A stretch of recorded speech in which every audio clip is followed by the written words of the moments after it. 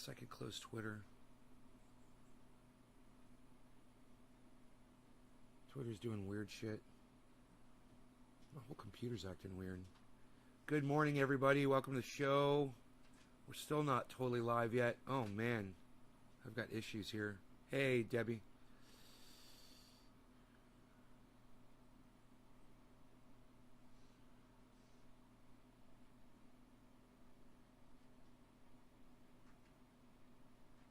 Nick.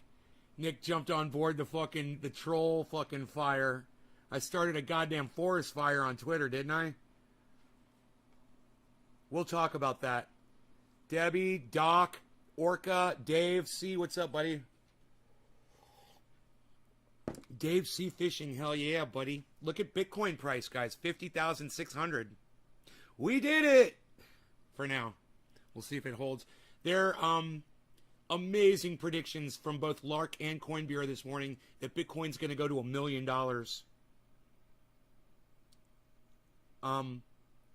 That would mean that I'll have millions and millions of dollars if it does that. And I hold on to that Bitcoin. If it does, you know?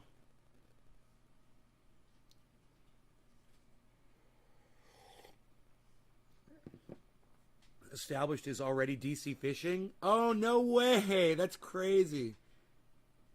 Did they ask you to change your name, bro? Teresa. Hey, Teresa. Not much munching on a breakfast. I got a thing going on right now with The Dive, Jackson Hinkle. You know, he started that show. Great name. And a few months later, somebody else came out with an independent, progressive show called The Dive. And I told him, I'm like, you guys are copying Jackson Hinkle. He had your name first. They, of course, they're still going under the name The Dive. Let me see what that was real quick. Maybe I can check that. Just make sure there's nothing going on here.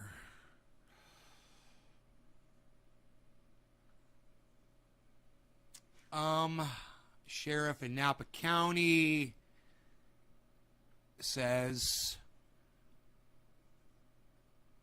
construction near the office, and the office is open, but there's construction in the area. That's funny. They felt the need to text people that in Napa County. They don't even know about you. I just didn't want the same. I think got some hits from his searcher, 700 views on one video. Right on, buddy. And you're a good person for changing your name. You're doing the right thing, man. And I know it sucks. It hurts sometimes to do the right thing. Makes you a good person, bro. And I respect you for it, man. You know, if those people over there on Savage Joy's channel would change their name to From the Dive, I would have more respect for them too. You know, they weren't the ones that came up with that name, preaching independent, progressive fucking media under the same fucking name as Jackson Hinkle. Hey, J-Bone. Thank you once again for the $10 super chat, bro. You're amazing. Thank you, J-Bone. Slater Bint, how about you shared a link about how masks work, and I'm in Facebook jail. They said it was a burrito.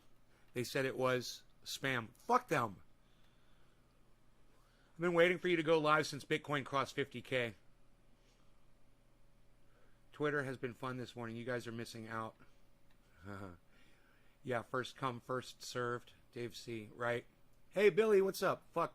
There's some trippy gifts. Fuck, there's some trippy gifts. For stickers, whatever they are.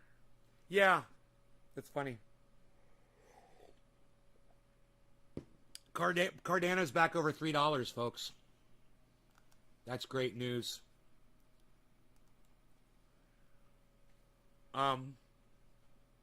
So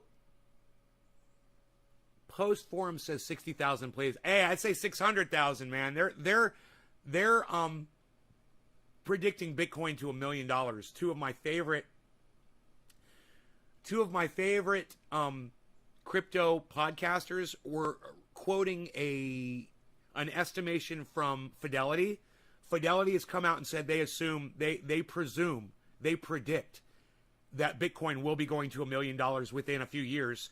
And even they're predicting that it's going to pass right by that and go to $1 billion a Bitcoin. That's Fidelity saying that, not me. Just so you guys know that. As reported by Lark Davis and Guy over there at Coin Bureau. What's up with that whore on Twitter, says Billy. Let's talk about that, Billy. That's a great setup for the segment. So I was on Twitter tweeting my little heart out, and a tweet came up because I've got a mutual friend with this girl. And the tweet said, the original tweet,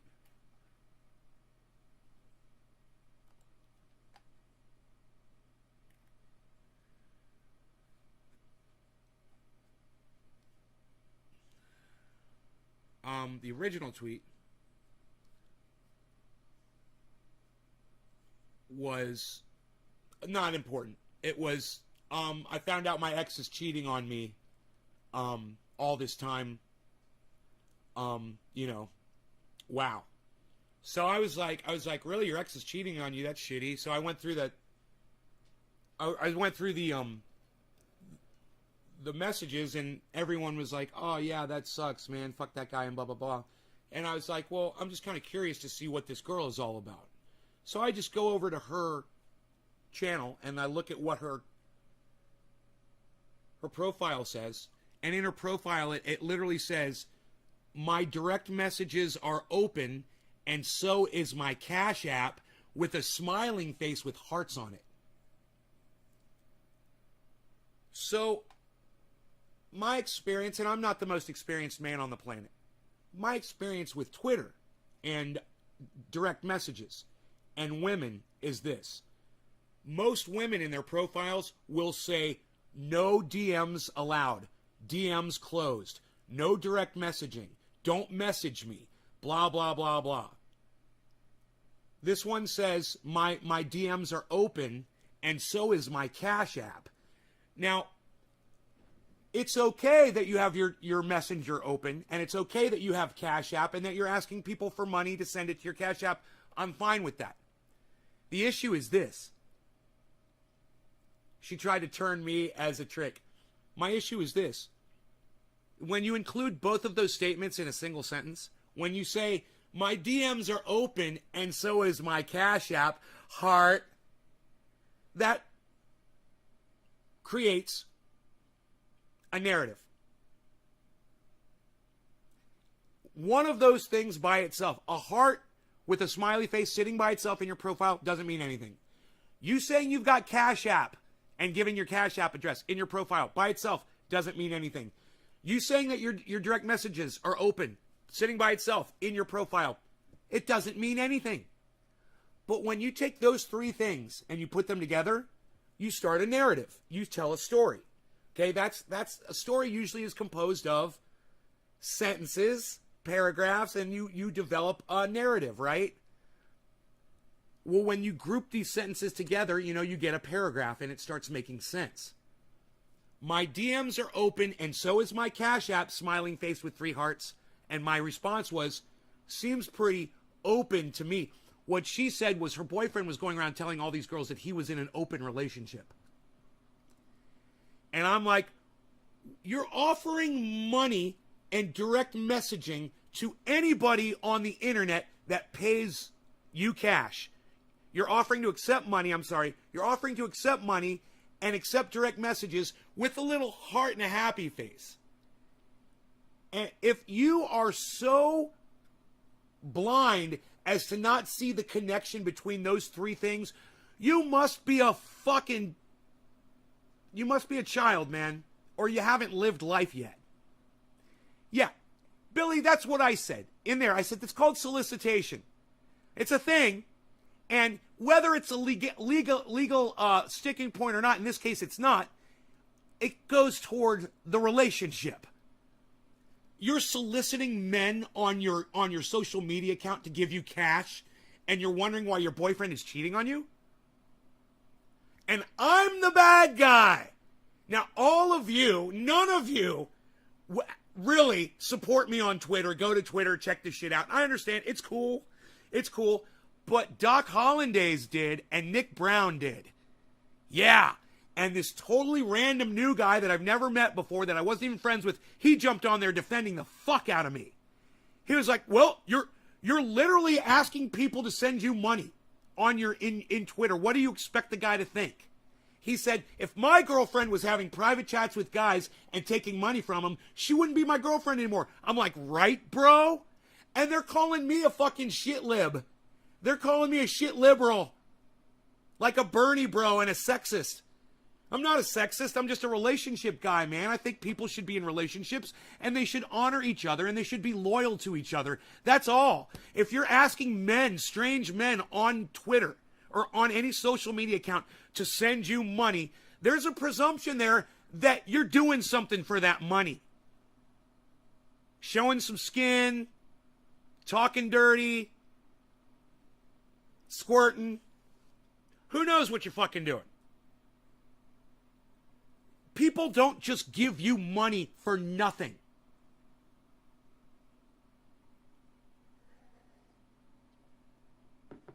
You know, there's a service that she's providing. You don't just hit people up and say, send me money. Hey, everybody, just send me money.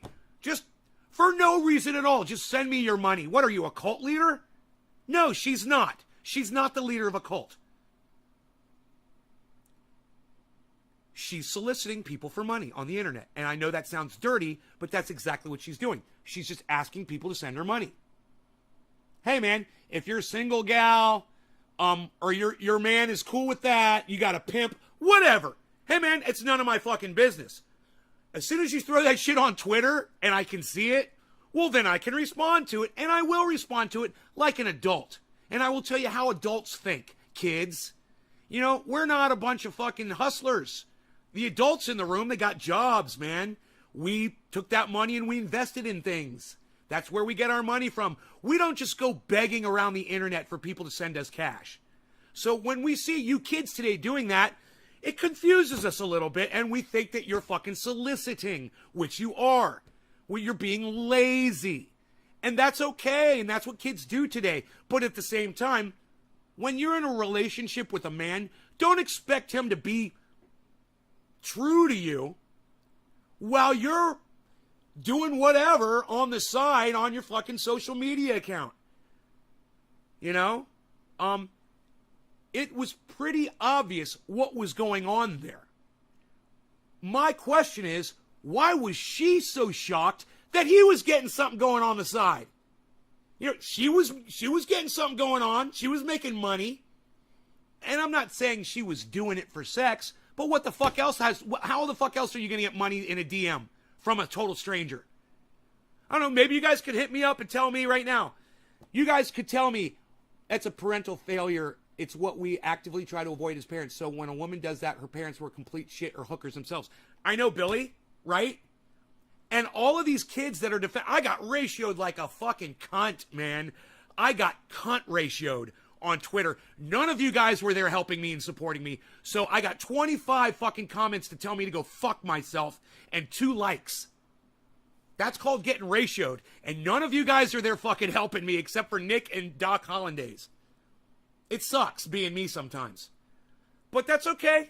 That's okay. I know I'm right. And you guys know I'm fucking right too. And if you want to support me, hey man, Twitter's right over there, man. You guys know where it's at. You guys go over there and find @Naysguard and you can get on there and start fucking helping me out. And let people know what you think of soliciting. Children soliciting people on the internet. Hey man, like I said, if that's how you're making your money, go right ahead. Just don't expect your boyfriend to not fuck other women while you're over there doing whatever the fuck you're doing on your fucking webcam with other men. You know, what's he supposed to do while you're in there servicing all these men? You know, giving them attention instead of him.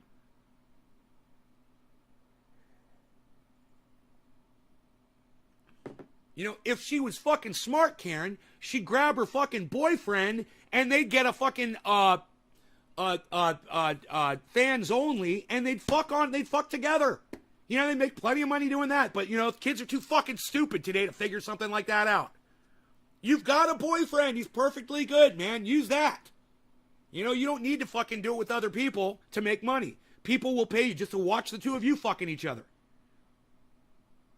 It's a lack of putting in the brain work. Lazy thinking, man. People are just lazy today, man. They just let the waves of society wash over them, and it keeps fucking pushing them down and pushing them down and pushing them down deeper and deeper and deeper, and they're completely submerged in this ocean of what they think they're supposed to be doing. They think it's right. Hey, man, I thought I was supposed to be soliciting men on the internet. I didn't realize my boyfriend was going to get mad at me and cheat on me. Well, you're an idiot. Open your eyes. I was trying to fucking help you kids out. I was trying to show you the fucking error of your ways. Hey, man, and I can see right now that there's obviously a lot of young people that were watching this show. I just lost 8 of my fucking viewers while talking about this.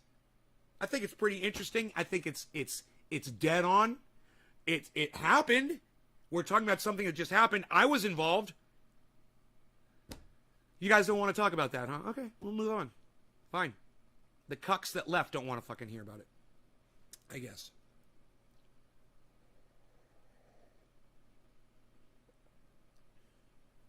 They oh yeah. Oh, you're slut shaming me, right? No, I'm not slut shaming you.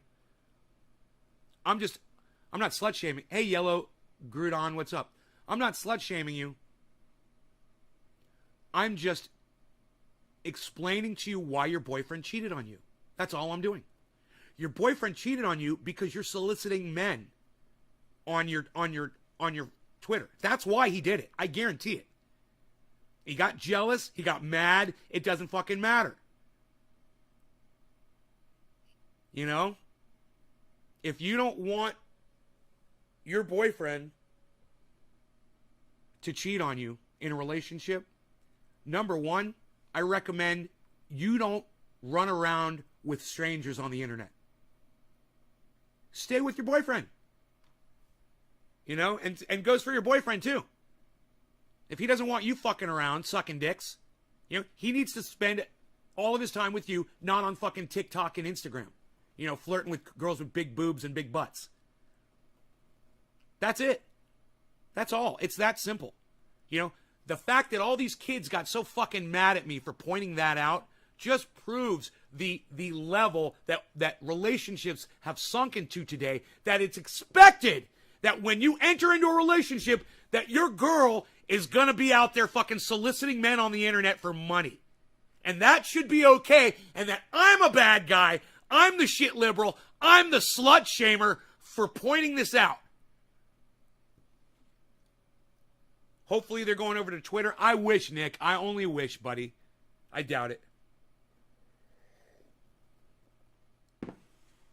Come see the Great Hooker Dam and Lake Meat Curtain. Just went through the threads.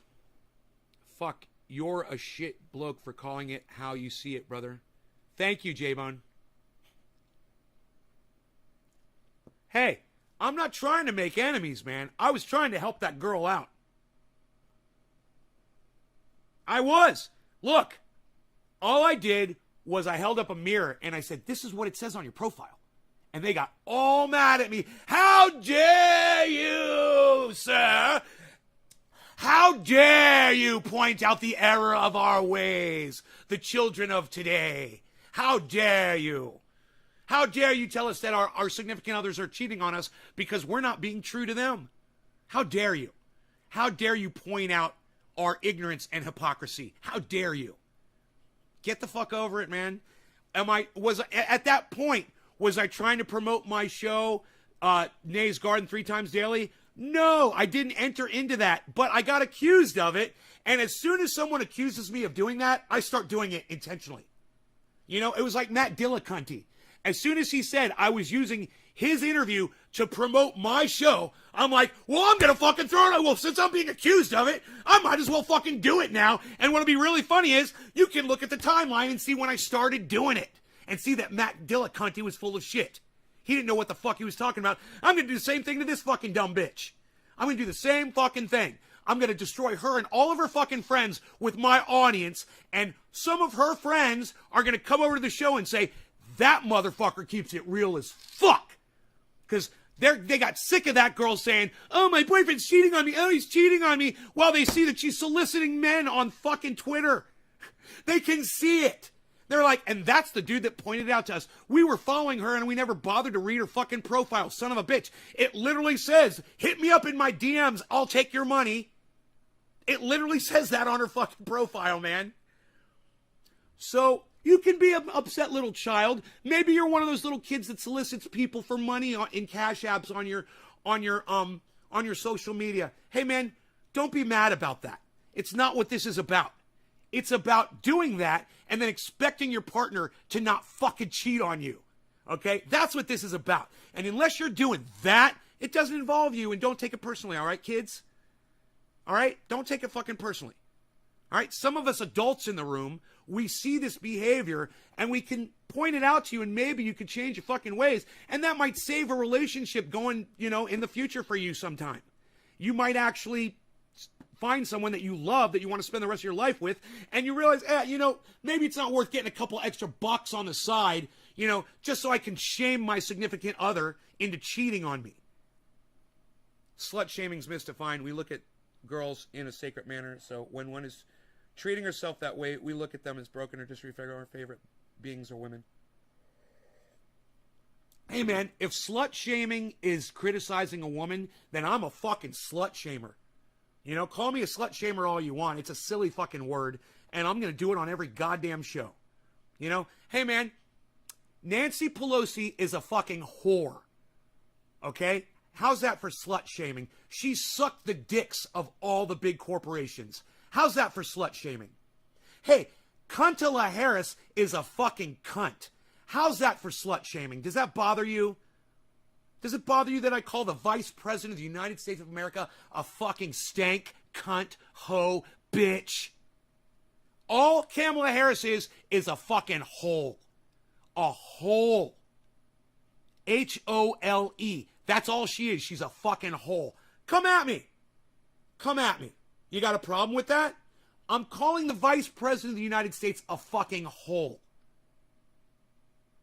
Does that bother you? I'm calling Kamala Harris a fucking cunt hole. Does that bother any of you guys? It shouldn't bother you at all. You guys should be laughing your asses off and going, no, dude, the girl's a fucking cunt. Fuck that stupid bitch, bro. You make total sense on this show. And fuck AOC, she's a cunt hole too. Says chill out. Yeah, AOC, Rashida Tlaib, Ro Khanna, they're all fucking cunt holes. All of them. Oh, Ro is a man? Well, he's a fucking cunt hole too. Oh, Nay, I thought you were sexist. No, I just like using salty language when I call people out. That's all. It really hits harder. For me. And it makes people leave my show that shouldn't be here. You guys, if you can't handle it, you can move along. It's cool. It's just salty language. I mean, it's not me being a bully. It's not. I won't bully you. I'm not going to bully you. I will fucking bully the goddamn rich and famous, though. I'll go after the biggest names that you've ever heard of, like the President of the United States. I'll go after people like Joe Rogan, for spreading fucking disinformation on his goddamn show. I'll go after Sean Hannity. I'll go after fucking CNN. I'll call just about anybody a fucking cunt that deserves it, that I can get away with it. I'll do it. And you come on here and disrespect me, you're going to get called a cunt too. But I'm not bullying you. I'm just giving you back the pushback that you asked for. That's all. Nothing more. And never nothing less. I will always meet your level of vulgarity. Always. And I will always go as far past it as I possibly can. And it always works. It always works. I'm not saying that I don't have to ban some folks, but it shuts 90% of those motherfuckers up. And they don't have a fucking response. Because nobody wants to hear their mother being called a cunt. It just really bothers them. And if that doesn't work, then I call their father a cunt. Then I call their kids cunts, and boom, they're gone. They can't take it anymore. It's like I'm a wizard and I'm casting curses on them. And they actually believe that I'm really doing it. That's power. And that's the word cunt. And that's the power of the word cunt. You're not going to get that with any other word. You know, I call your mom a cunt, we're done. We're fucking done. You're not going to want to talk to me anymore. That's the point. That's the purpose. If I call your mom a cunt, I don't want you here. Right? And I'll do it. I'll fucking do it. Hey, everybody call this number. Everybody call that number. Well, I can't show it to you. It's not coming up. Everybody should call that fucking spam number.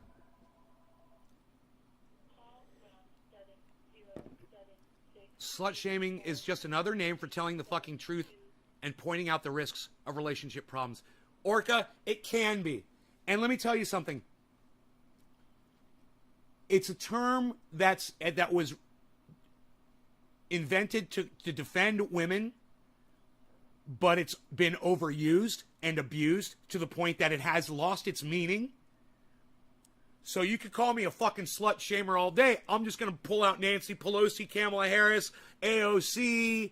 Who's that fucking dumb cunt that owned that business, the fucking billion-dollar business? Amy Coney Barrett, she's a fucking cunt. Amy Klobuchar is a fucking cunt. The squad, they're all cunts.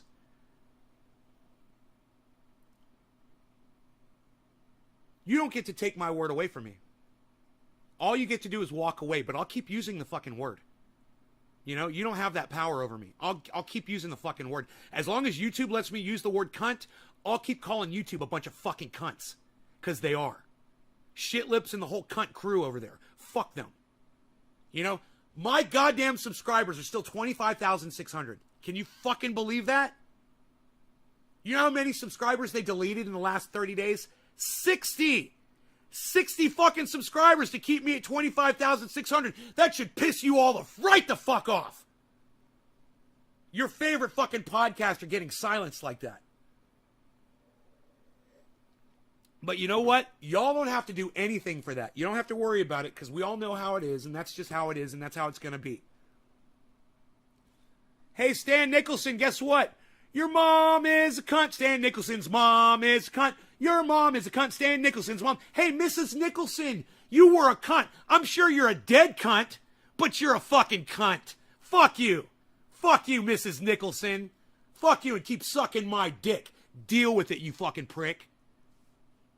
Like I said, if you can't handle it, move the fuck on. Move on if you can't deal with it. Okay, you obviously wanted me to call your mom a cunt. So, hey, Stan, your mom's a fucking cunt. Hey, Mrs. Nicholson, you're a cunt, Mrs. Nicholson. Do you like that, bro? He obviously knew I was going to do that. So, the point is this. The man wanted to hear his mother called a cunt. Hilarious, huh? Wow.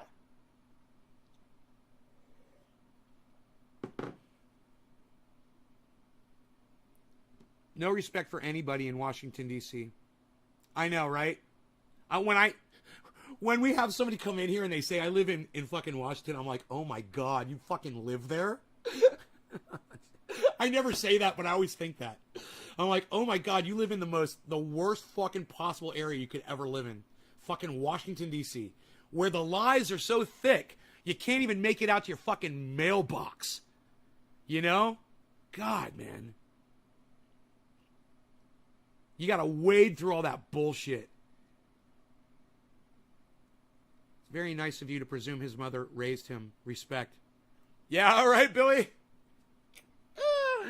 Oh, God, these fucking old troll cunts that come in here and they think, dude, you really think I'm going to let you fucking talk to me like that, you stupid fucking cunt? Now, Stan Nicholson's mom is a cunt. Stan Nicholson's mom is a cunt. Stan Nicholson's mom is a cunt. Stan Nicholson's mom is a cunt. Hey, Stan Nicholson's mom, you fucking cunt bitch. I want to immortalize you on this show forever. Stan Nicholson's mom is a fucking cunt. And so was his grandparents.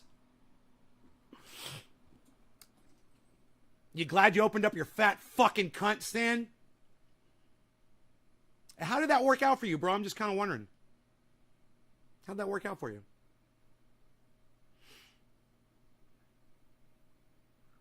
All spoken words are salty as fuck to you because you swim in the ocean. Ah.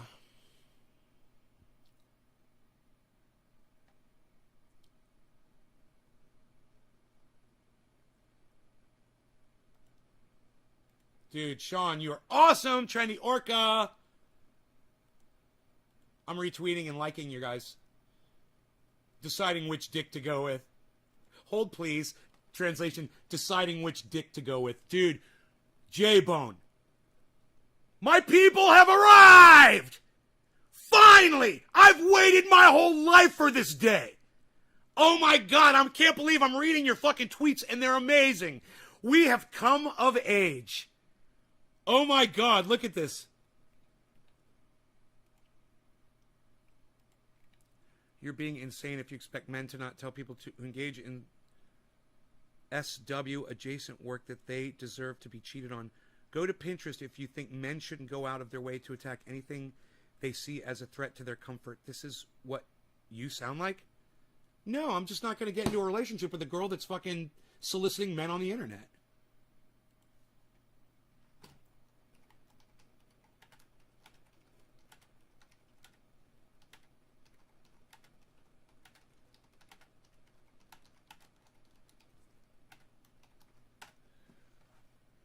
No, I said, no, I just want a girl who stays true to me. That's all. You know, she's wondering why the guy cheated on her. He fucked every woman he could fucking get his dick into. And she's wondering why. I'm not slut-shaming her. If you are a hooker, you probably shouldn't have a boyfriend. You know, he would have to be a real easygoing guy. Good luck finding that man. And if you are a hooker and you do want a boyfriend, well, then you should let him fucking sleep around too. How come only your half of the relationship can be open? My DMs are open. You can send me cash, but he can't go fuck around? That was an open relationship. You were just in denial about his openness about it. That's all. That was an open relationship. This is fucking great. Dude, this is gold for me. And I'm glad that I found something that interests you guys enough to engage on Twitter finally. This is fucking great. Karen says, very disturbing. You never go full Scalia? Everyone knows you never go full Scalia. That's fucking funny. Oh my God. I love that movie, bro. Suck to know that not only are my takes immaculate, but I'm pretty. See the what? Seethe, Western man. Whatever. Oh, okay, whatever. Darcia loves herself over there. She's loving on herself a little too much.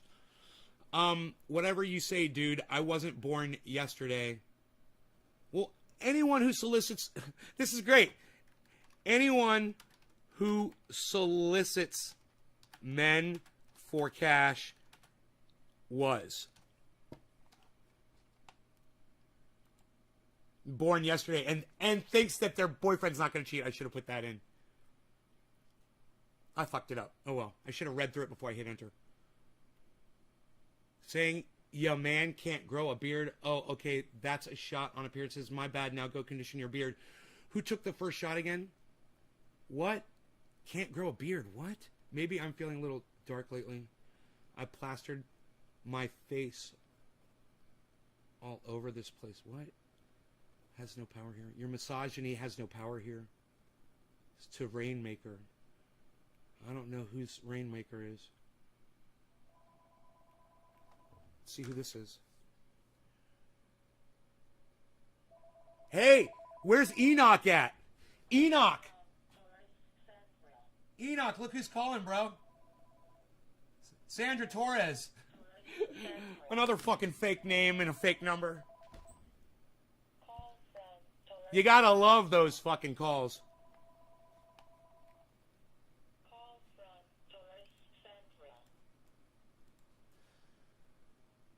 Points at own media tab where there's plenty of pics of my face. Maybe I just like how my PFP looks. I've implied nothing about the OP, just correcting someone that lacks comprehension. Like, just pay attention, says Nick. You know, if people weren't so scared of what others thought of their face, the world would be a much better place. No shame, all artists take pics with their equipment. Even Stevie Wonder can see that. Dude, Nick, even Stevie Wonder can see that. Ah! You're getting a retweet, bro. That's fucking great. Because you're harassing a random person about it and implying something about her that you obviously don't see as a positive trait. Just mind your business. It's really not that hard. Didn't feel like it. I felt like tweeting this morning, and I saw something I thought was obnoxious, and I felt like pointing it out. That's what Twitter is for. And if you don't like it, maybe you're the one that should leave Twitter. Okay, I'm here to read all these tweets and fucking have fun with them. Nick, I still don't get the problem with people telling it how it is. Why do you care? Social media, exactly. Valentine, whoa, Billy hopped in. TD Pics no longer a lucrative business? Hate to break it to her, but they were in an open relationship if she in turn was selling tit pics on Twitter. Dude, was she... I don't know what she was doing on Twitter. Why are you saying selling tit pics? Are you saying that because she was? Or did you just come up with that on your own? Well, isn't that nice? Says Nick. So this is just some dumbass anti-SW social just SJW rhetoric. I still don't get the problem with putting your Cash App in your bio. Why do you care? 53 minutes ago. I'm just pointing out it was the way it was printed there. She was soliciting. I'm just joining in the fucking conversation.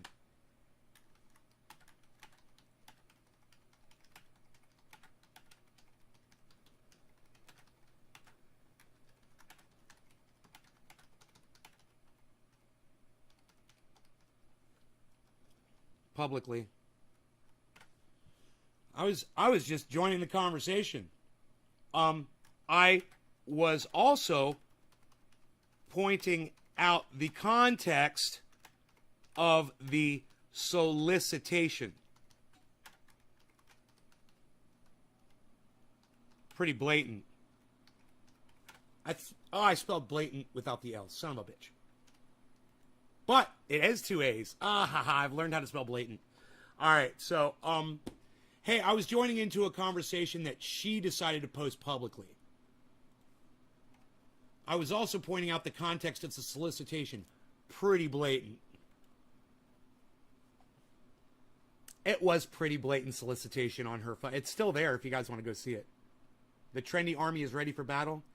She solicits guys to her DMs and sends pics for Cash App donations. Dude, I swear to fuck, Billy, I was just assuming. I had no idea. How funny is that?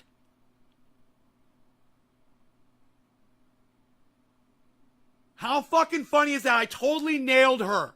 Wow, she is sending... Dude, I was just assuming. And now you just totally verified everything I said is right. Wow. It's like I want to go in there and wow, she was sending fucking naked pictures of herself to these men. Looks like I was right the whole time, guys.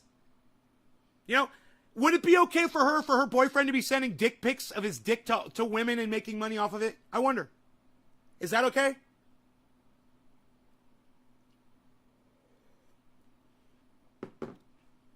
I'm not even gonna write that, man. I just feel good knowing it, Billy. I'm not even here to fucking defeat anybody or flame anybody. I'm just defending my position. You know? My position stands solid. Solid as a rock. And all the evidence is there for you guys to judge and decide if I'm some kind of a fucking, old man troll with nothing better to do with my time than go troll people like her on the internet. Or I actually saw something and I tried to point out the error of her ways and got attacked. And now that put me on the fucking defensive. And now I'm the douchebag. But I'm not really, am I? Now I'm just going to rip some fucking motherfuckers apart on Twitter. One tweet at a time. And I'll just take my time doing it, you know? It's like, who the fuck do these kids think they are? Who the fuck do they think they're talking to? You think you're talking to somebody who doesn't understand relationships, who's never been in one before, who doesn't understand infidelity, he has never been cheated on or has cheated on a partner, someone who's never experienced the ins and outs of relationships or been exposed to thousands of people's other relationships issues, or been through relationship counseling, been to therapy, multiple places. You know, I've got an entire array of information that I've gained over the years just from my own personal experiences that qualifies me. I could sit in a room, in a group with 20 people with relationship issues, and I could counsel them, and I could run that group every fucking day. And I'd be good, and people would benefit from that because I've had that much experience. But at the same time, these kids just think I'm some old lonely. They're all, oh, you don't have a girlfriend. You're old man all by yourself trying to get people to watch your show. And I'm like, yeah, okay, whatever. I'm feeling pretty confident about myself these days. I'm feeling great. It's kind of hard for them to take me down. So I just watch, I shake my head, and I wait for y'all to come around to Twitter and help me out and point the error of their ways out to them. So it's not just coming from one person. It's great. And like I said, I'm not trying to change any lives here. I was just reaching out to one person to show her the error of her ways. I don't give a fuck if she's fucking taking money from men and sucking dick, or her boyfriend's cheating on her, or she's cheating on him. I couldn't give a fuck. Doesn't involve me. I don't know her. I don't know any of these people at all. I'm completely detached from this situation, which makes it even that much sweeter to have all of this interaction that I never get on my own show. You know, when I put up a tweet on Twitter and you guys are like invisible. But dude, I interact with some fucking trolls and all of a sudden, boom, boom, boom, boom, boom, boom, boom, boom, boom. And I understand why fucking people troll now. Because sometimes it feels like it's the only way you're going to get fucking attention from people. And that sucks. We need to start listening to each other more and stop attacking each other on bullshit. And if that dumb bitch on Twitter would take 3 seconds to read what I said and realize that, hey man, he wasn't attacking me. He literally was pointing out that I'm soliciting men for money, and how can I expect my boyfriend to fucking be true when I'm showing my tits to other men, making money off of it? Where's that going to lead to? What about when somebody better comes along wanting to see my tits and give me money? How quick are you going to leave your fucking current boyfriend? You know?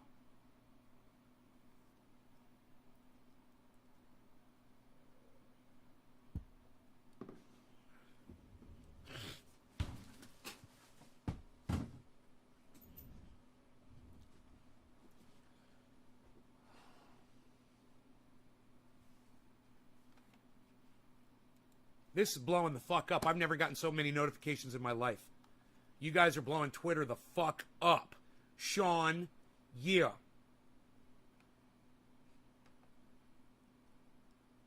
I think that part isn't nearly as relevant by itself. It's when you add DMs are open that it becomes an invitation to something else.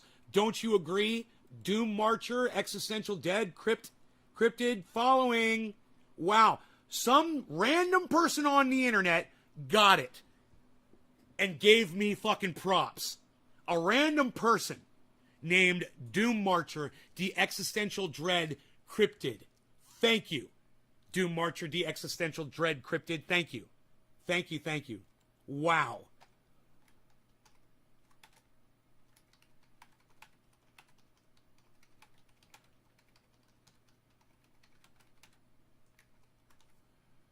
Wow, somebody finally fucking gets it. It's not just an audience member, but somebody who has no idea who the fuck I am.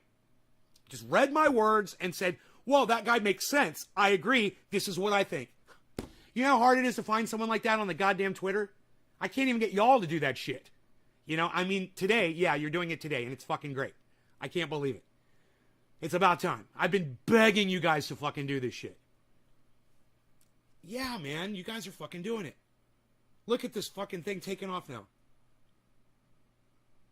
Karen says, dumb loser cunt. Okay, Karen, that's you're trying. Because that's still not consent for a relationship. That just means that you accept donations and your messages are open.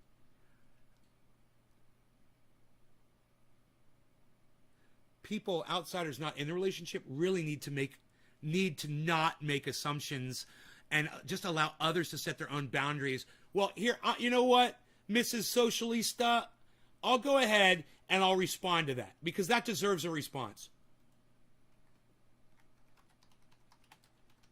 I would have stayed out of it, but she posted it on Twitter. So all bets are off. You know, don't tell me to stay out of shit that's getting posted on fucking Twitter. It's called social media, not private media. These fucking people on Twitter, they don't even make sense. How dare you put your opinion on a tweet? What? What did you just say to me in words and sentences? I don't even understand what you just said to me. How dare I have an opinion? So funny. What's up, Carlos? You got food? Okay, you good? You want some dry food?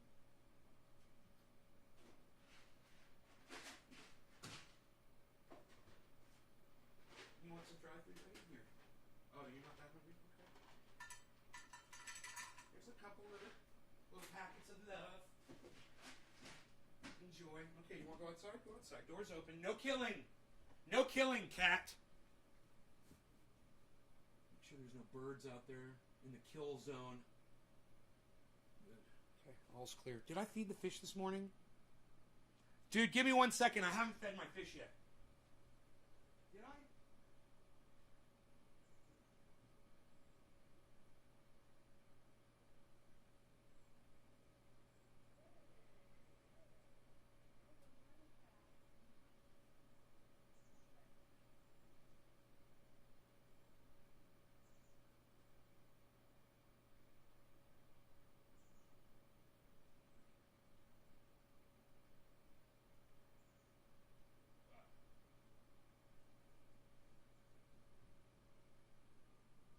Why do you look at me like I'm a fucking Texas Chainsaw Massacre murderer?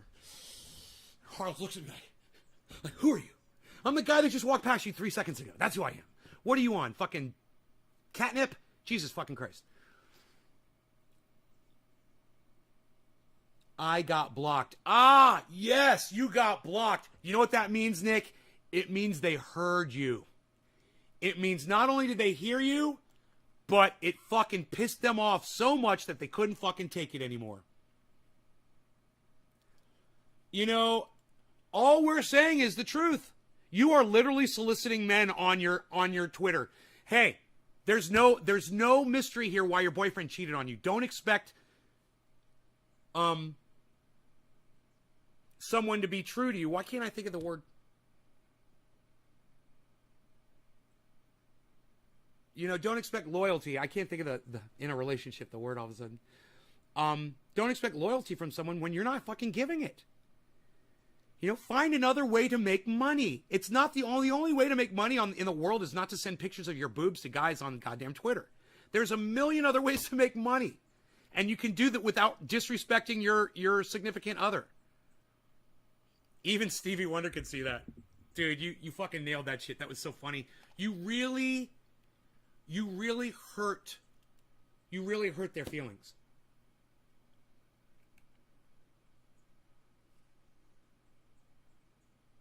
Somebody called me grandpa. That's funny. Yeah, you know, one of the most beautiful, amazing women I've ever known in my entire life was a grandma. So it's like a compliment.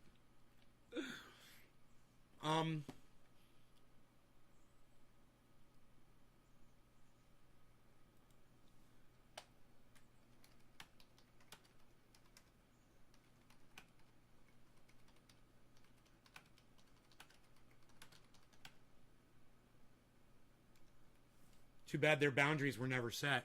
They're like, different relationships have different boundaries, Grandpa. I'm like, too bad their boundaries were never set. You know? And look, I have had the opportunity in the past to get into relationships with girls who were like that. And I've decided, I've chosen a long time ago, no, if that's your thing and that's cool, that's fine. I'm not getting into it. You want to see my dick on a goddamn Zoom chat, watch me jerk off. Okay, fine. We're cool with that. But I'm not going to be your fucking boyfriend. You're doing this with a million other guys. I'm not interested in you. Right? I just want to get off. That's fine. And I don't have a problem with that at all. When I'm looking for a girl, for a relationship, you goddamn right I'm going to make sure she's not soliciting men for money. And if she is, she ain't going to be my girlfriend. I'm not interested in a relationship with a girl that does that. Period. Hey, man, nothing against all of you women out there who do that. Just know, if I see it on your goddamn website, if I see it on your social media, you're in the fucking red flag zone already. And yeah, I've been friends with girls like that before. I don't have a problem with it, but I'm not going to ask them to be my significant other either. So that guy at Bitcoin hit 51. Oh my God, way to go, drugs. I didn't see it. Yeah, 556.08 and it bounced back down. Okay, thanks for pointing that out. I didn't even see it, man. It must have happened while we were just sitting here talking about it. Must have just happened, huh? I don't know. I think I missed it. Was I live? Did it happen within the last hour? Faithful? Yeah, faithful. Josh, that was the word. Thank you. But man, I could talk about this shit all day. I'm so glad that we stumbled upon this. This is an important conversation to have. And I think it's an important topic to discuss when you're entering into a relationship with somebody, to define those boundaries. Have those discussions, before you hop into the bed together and start fucking. Say, where are you at as far as other guys? Where are you at as far as other girls go?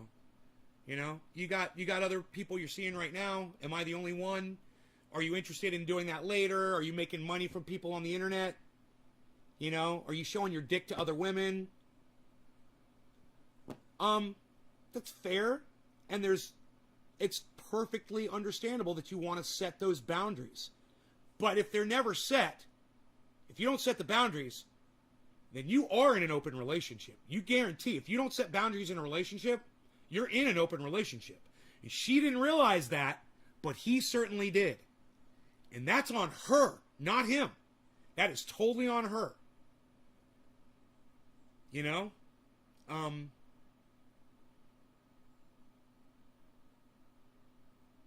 Because she's the one fucking complaining about it, and he obviously knew what was going on. Right? That's why it's on her. It's her responsibility. She should have set that shit up from the start, man. She didn't want that shit. She should have fucking stopped taking money from men on the internet and found a fucking job. A jobby. An actual job.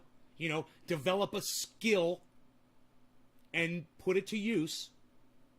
You fucking kids today, man, you have no skills. Learn a skill, man. Hashtag learn a skill. Get skilled.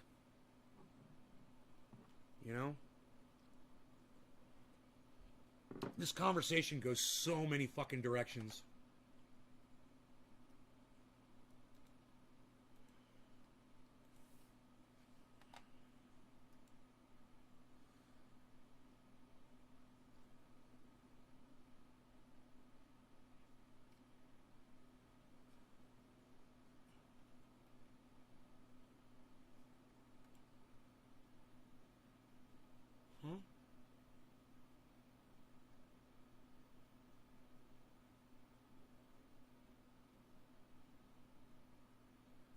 Dude, are you telling me that... Dude, did she change her fucking profile?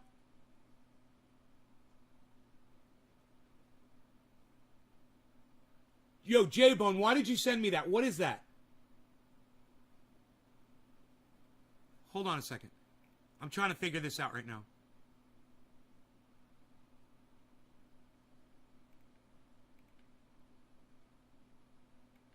I'm so confused.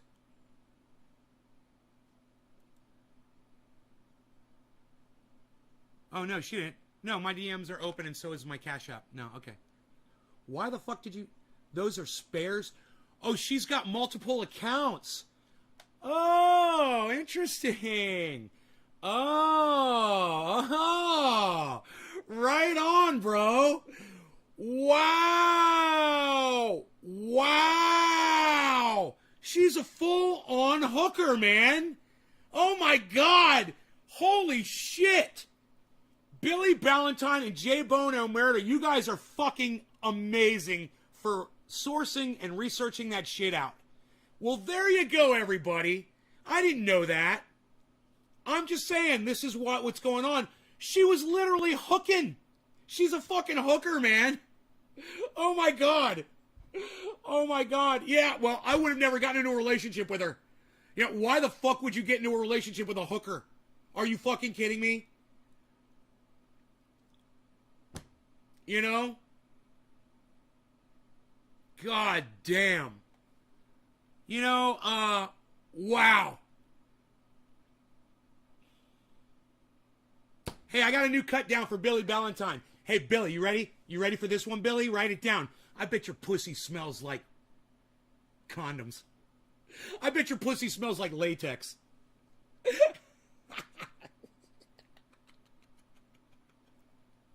Oh, my God. Relationship with a hooker. Damn, that's what I come into. Austin Jessup, I can't believe it. You guys are the most amazing audience for doing that. She has multiple accounts, one of them set for private for her too wild content, and wants to know why her fucking ex-boyfriend was cheating on her. Hey, man, I'll bet you he was one of those customers that was viewing that too wild content and was like, what the fuck, dude? I'm gonna go fuck your sister. God. Oh, my God. Look.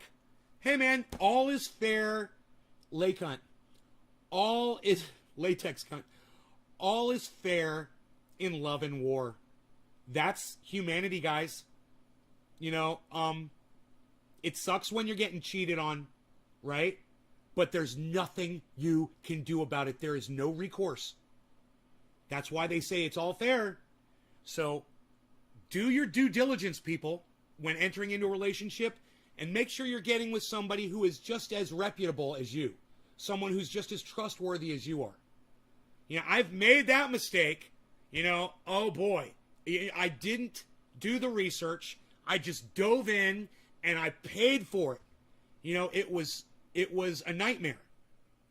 So don't make the same mistake I've made in the past. I'm so much better off right now being alone than when I was in that relationship a few relationships back. So much better off just being alone. I'd be better off if I just died alone of a heart attack in my house. Yeah, I'd just be better off.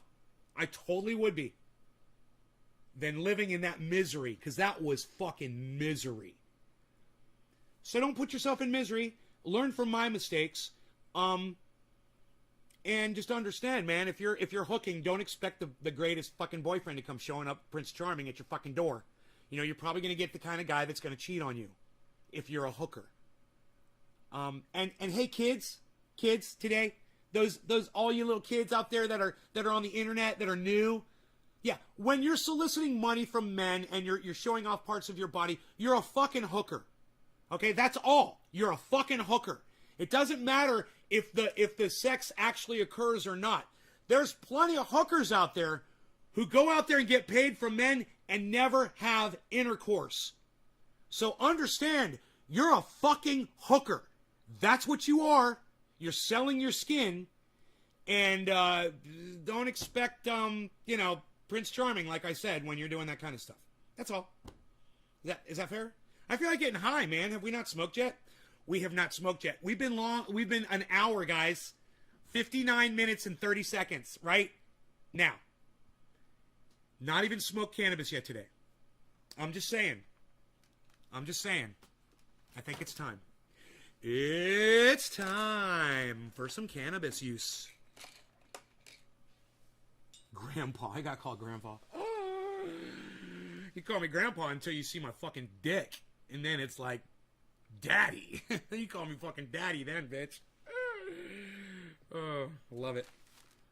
All right, so are we ready? Just look pretty and hope they can get a ride to the store. An e-hooker. Who said e-hooker? Who said e-hooker? J-Bone. Yeah, an e-hooker, bro. With the little e. I love it.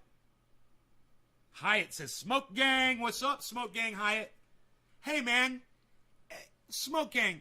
That's not Matt P, is it, Hyatt? That's not Matt P, Grape Gang? Different guy, right? Okay. Let me know, Matt, if that's you, Hyatt. I don't know why I think Hyatt is Matt P. It's because he said Smoke Gang, I guess. And I'm thinking Grape Gang.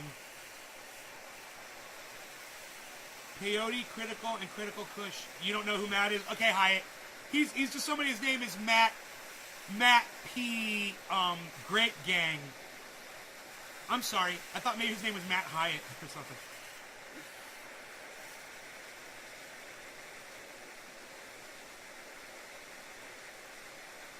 All right, guys. No law regarding cannabis. Cannabis isn't tism for all. Cheers to all of you fantastic people. Those of you that are supporting my effort, whether it's on Twitter or by tuning into these live streams, these dabs are for you. I appreciate all of you so much. And those of you that are sharing this around, thank you. Cheers, guys.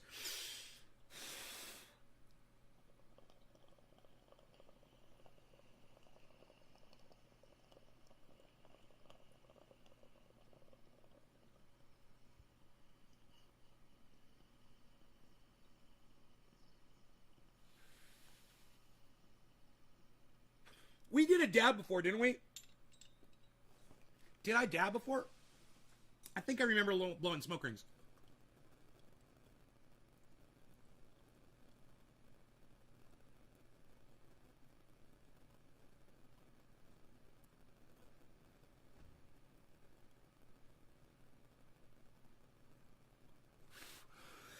Have we smoked yet? I don't remember. Isn't that funny?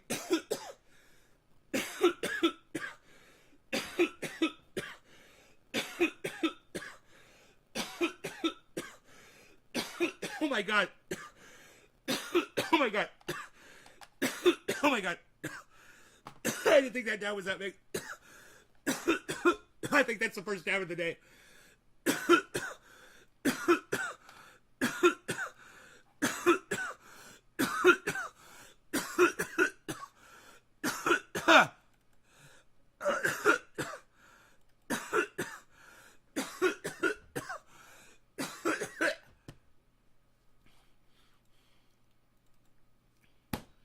Trying to start the goddamn song.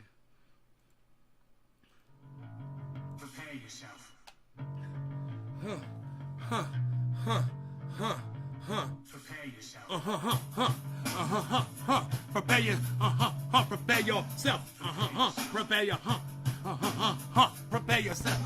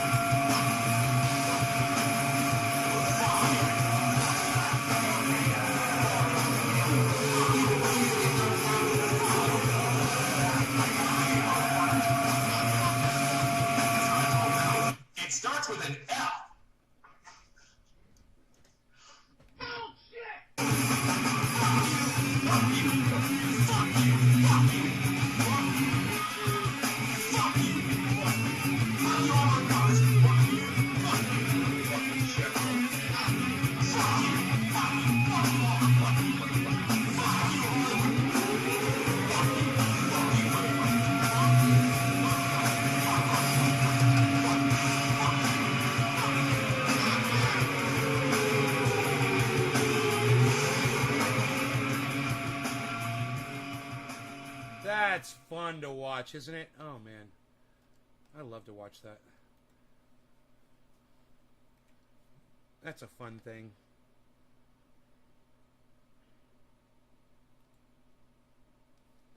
Okay. So.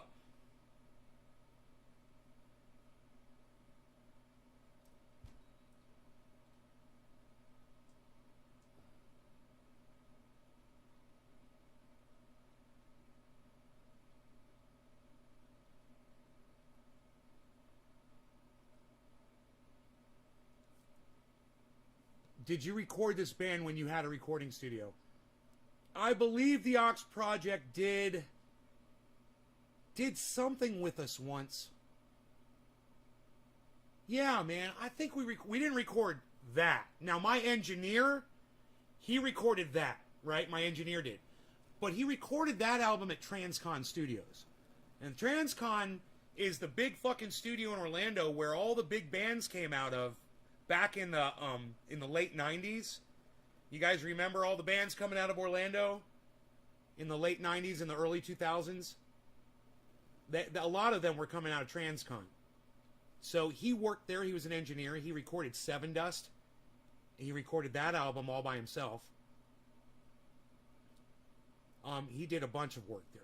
He worked with a shit ton of people. I should have him write up a list of all the artists. I wonder if he's ever written it down. Everyone that he's worked with. But anyway, I'm pretty sure, and I cannot tell you 100%. I can text him and find out right now. I'm pretty sure that they came in and did a single in the studio in my house.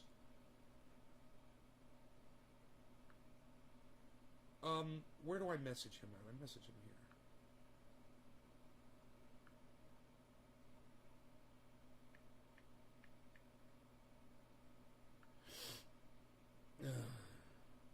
Shit, he didn't respond to me the last time.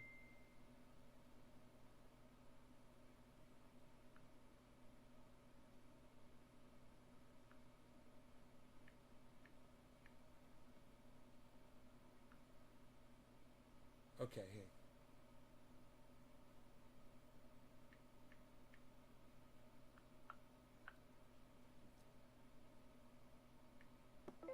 Did the Ox Project at one time come into my house to record a single with you?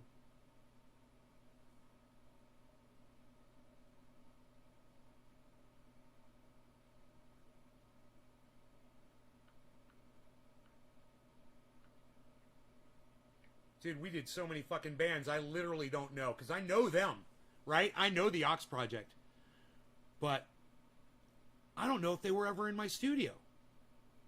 Isn't that funny?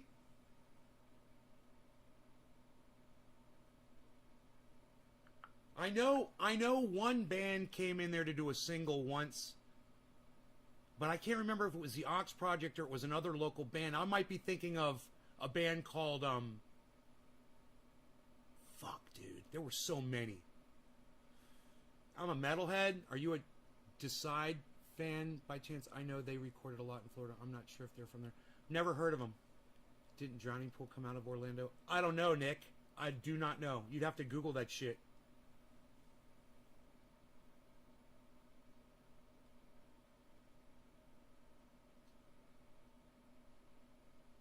He said, he texted me.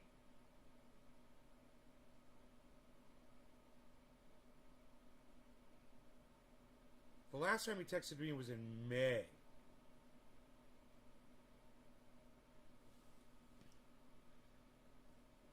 He lives in Ohio now. What the fuck is he doing there, I wonder? God, man. This is a guy that would pick me up at the airport, man, when I needed a ride and shit. He was always there for... Dude, he was there for me when I was puking out the side of a fucking car after a fucking heavy night of drinking. Man, in a parking lot in a gas station in the middle of fucking Colonial fucking Highway 50. Dude, that was a fucking disaster. I was like, I gotta throw up, bro. Right there, man. I didn't give a fuck. There were people all around. I'm just hurling, and nobody gave a fuck. I'm just throwing up right there on the goddamn parking lot. I didn't give a fuck. Right there next to the goddamn gasoline pump.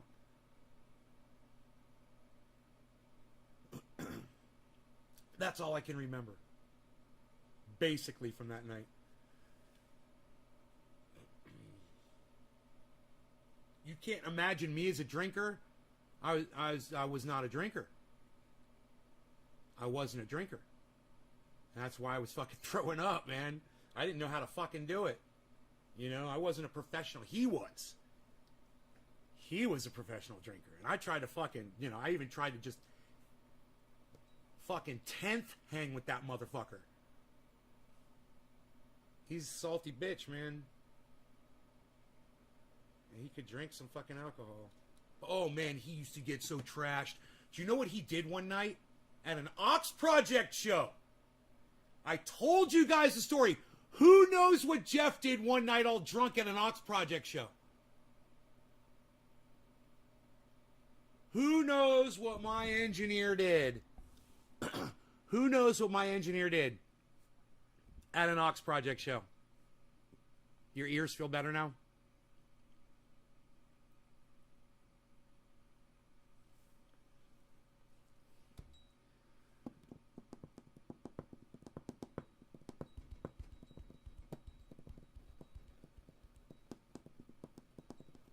You guys, none of you know the story. God, none of you know this fucking story.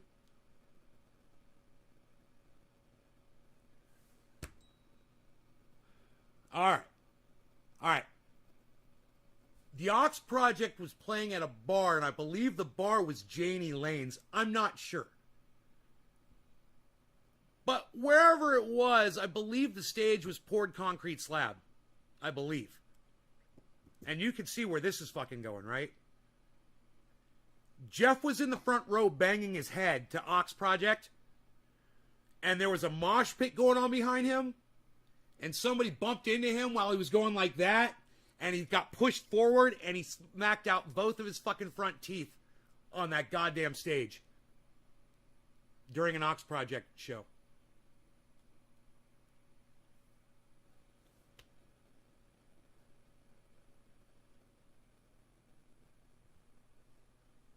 That's how metal fucking Jeff is, man.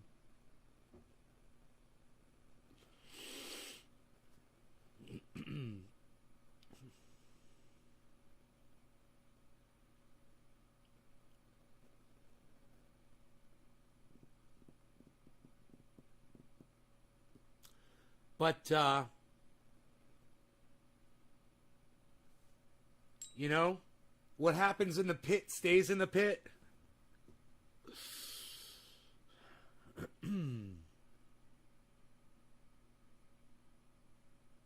Was I there? No. In fact, this was before I met Jeff. This was before I'd even heard the Ox Project. That happened.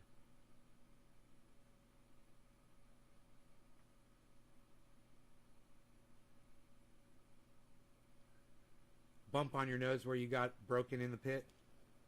It's a fun little dance. You know, I find you kids that want to mosh, this is my technique. This is how you mosh. That's it. You should be okay.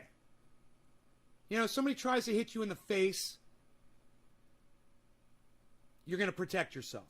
Somebody is charging at you, like with their head down, and you're doing this. Oops! Down they go. Small of the neck right there, just right where the neck and the shoulder blades. It's like a triangle right there, just right in the middle. Boom! Down they go. Down goes Frazier. Down goes Frazier. You know what that'll do?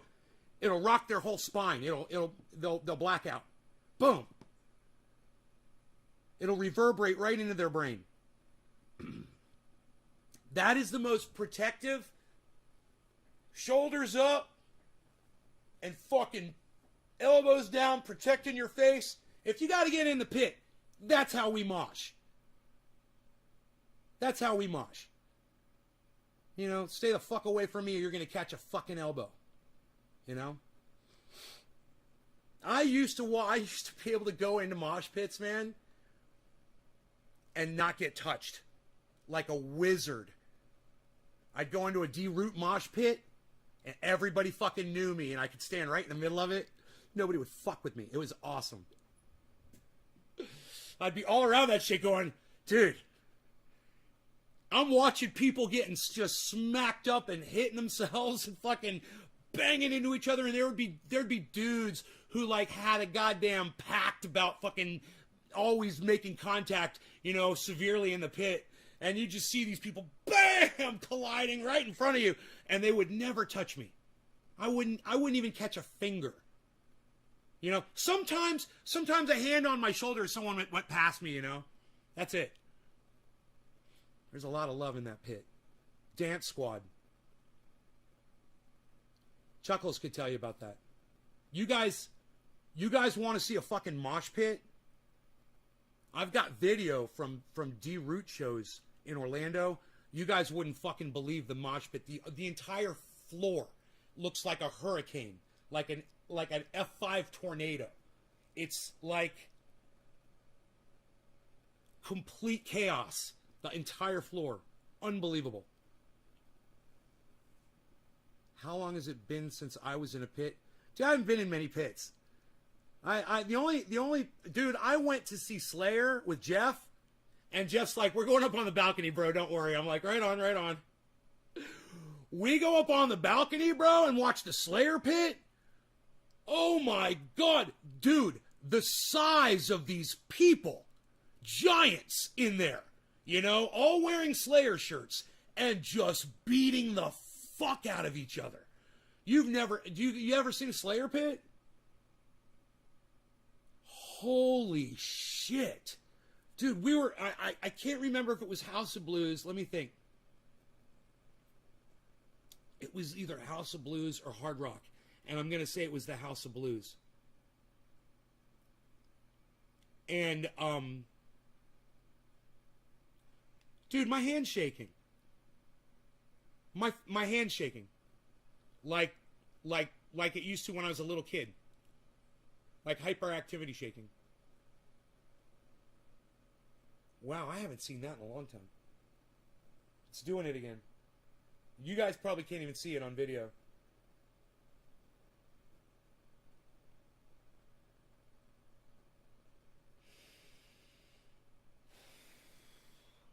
Maybe I should calm down a little bit. In through the nose, out through the mouth. How long has it been since I was in a pit? Anyway, what I was going to say was, I don't go into fucking pits, man. I don't go into those fucking things. You guys are fucking crazy. I'm just showing you how to defend yourself when you go into a fucking pit. I've learned from the best, okay? I've seen the greatest moshers of all time. And there's all different kinds of styles. You see all kinds of shit.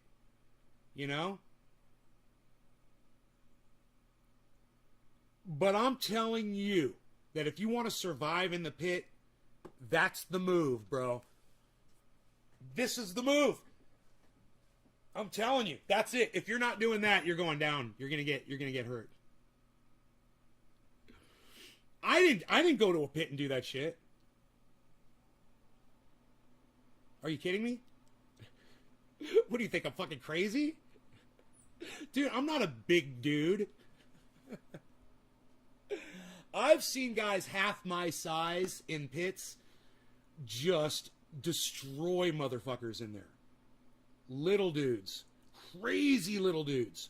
All sizes of people going crazy in a pit. Wiry motherfuckers, huge dudes, ripped motherfuckers that they're just gonna fucking, if they punch you, you're gonna get knocked the fuck out. And just having so much fun.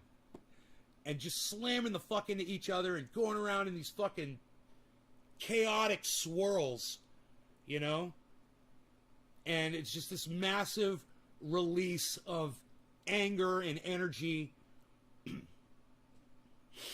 And you don't have to be in the pit to feel that release, to feel that energy and to be a part of it, It's amazing. If you have not been to a Slayer show and you can get up, you stand in the very back or get up on a balcony. We had balconies, It was awesome. We were getting served while these motherfuckers were down below us like gladiators trying to fucking kill each other. We were getting served by bartenders, you know? It was like being a king up there in the balcony watching that shit while Slayer is fucking playing. You know? Before Kerry King died.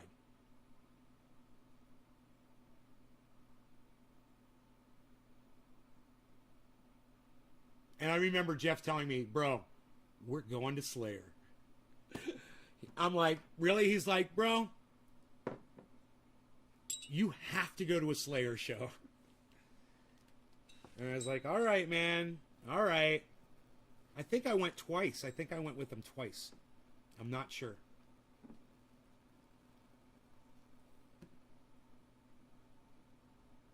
Slayer's in town. What? Yeah, they help you up. Yeah, that's the thing about a mosh pit. Dude, you can be in almost any pit. I see it all the time. You can be in almost any pit. Almost everybody will pick you up if you fall down. They won't trample you. You know? They'll pick you up. I've seen guys pick people up and get them to the side many times.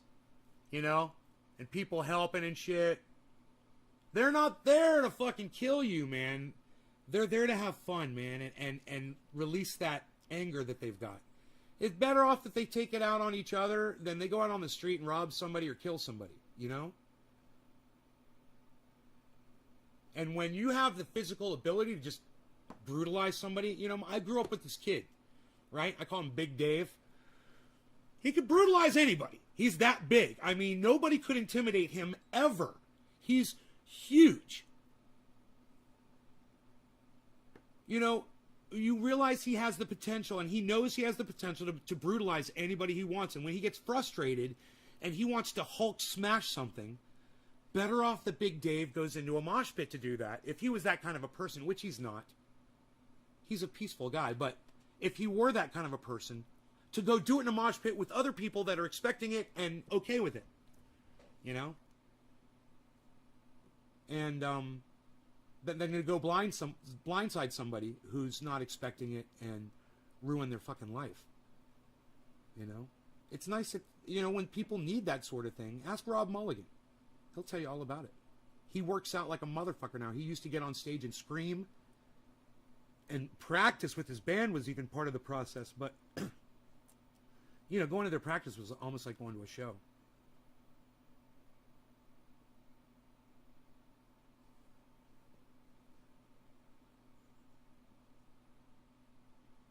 Oh, was it John Hanneman? John Hanneman's the one that died. My bad. Is Kerry King still alive?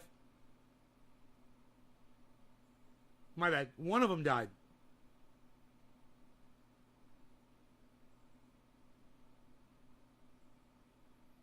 Karen never knew what a mosh pit was.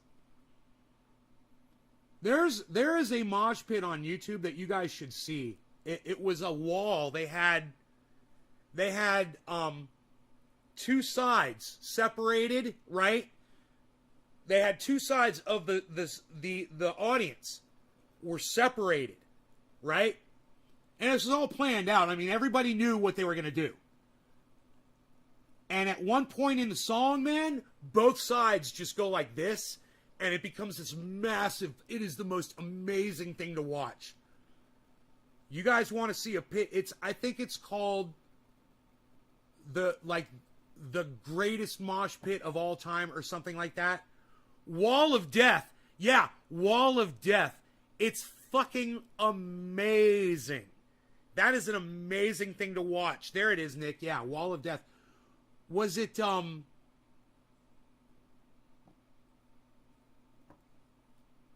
who's the band?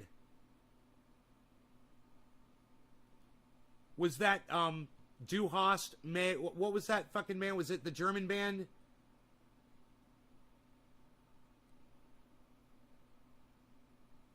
I can't remember which band it was.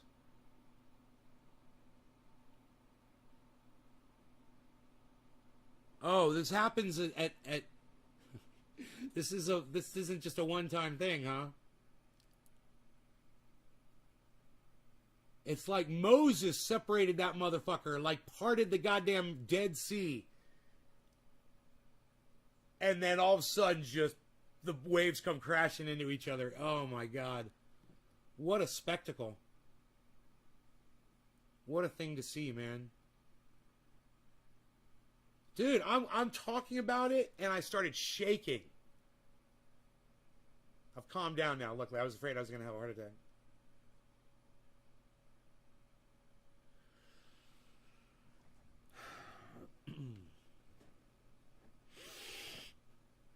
I don't even want to check my blood pressure. I'm looking around for my blood pressure checker. Oh, there it is right there. I see it. I've spied it. Exodus.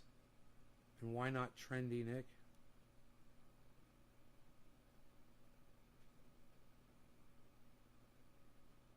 You want to go in a mosh pit? Holy shit. Karen said that. I just realized Karen said that.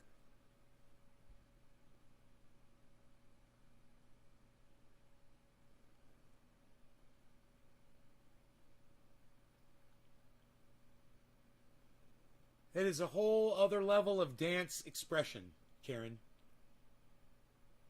I mean, just remember to keep your elbows high. You know, practice this. You're going to want to use your whole shoulder while you're doing this. So you're putting power. You're not just going like this. You're not just going like this. You're slamming down every fucking time, and you're also boosting up. All right? Both ways. It's going, you're slamming it up like if somebody's chin's right there, you want to fucking knock them the fuck out on the way up. And if somebody's head's right there, you want to fucking slam right down. And someone sees you dancing like this, they're going to fucking stay the fuck away from you. Because you're literally a mortal threat to somebody in a pit when you dance like that. And people will just give you a wide berth and let you do your thing, man. You know?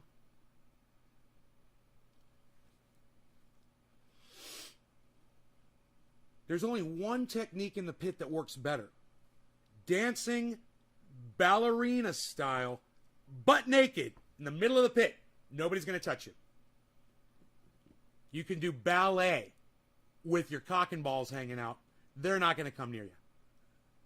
They'll just leave you be. If your ass cheeks are hanging out, there will be a whole bubble around you. Like a magic force field. Pretty rad pics of me in pits. I'll try to find them, post them on Discord. Really? You got photographs of you in the pit? I got pictures of me I got video of me moshing on stage with Rob. But on stage. Meanwhile, there's a whole fucking pit in front of us on the floor.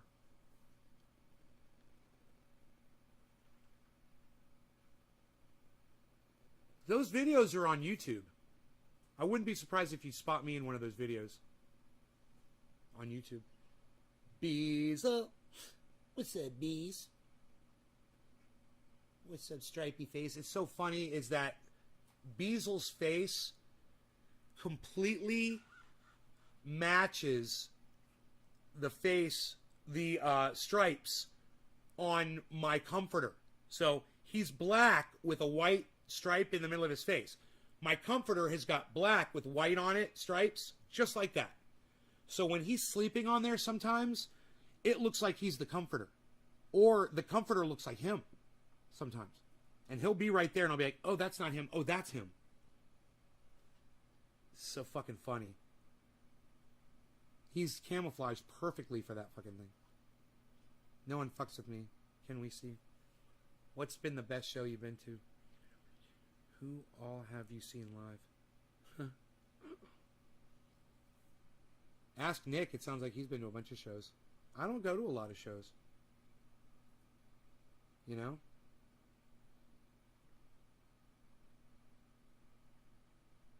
I think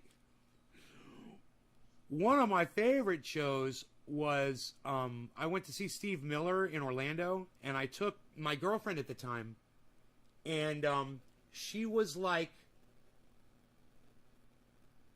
She was like 5'10", slim, long, straight, beautiful, like Swedish blonde hair. And she used to wear tube tops and tight fucking jeans. And she filled them out and had hips, the whole thing, man. She was fucking gorgeous, this girl. She was gorgeous. And she had a Firebird. She used to let me drive her fucking Firebird. She would let me keep her Firebird. It was awesome. But I took her to Steve Miller concert, and she was wearing a bright pink tube top, man, with her belly exposed, fucking jeans, pink tennis shoes, and her long, you know, beautiful blonde hair down to her butt. And there were guys that were getting yelled at from their girlfriends all around us. They were staring at her and shit. And I felt like the king, dude. I was like, I had this girl with me. I'll never forget that concert. Having her with me. She was sitting on my lap. Oh my God. People were so jealous. My younger days.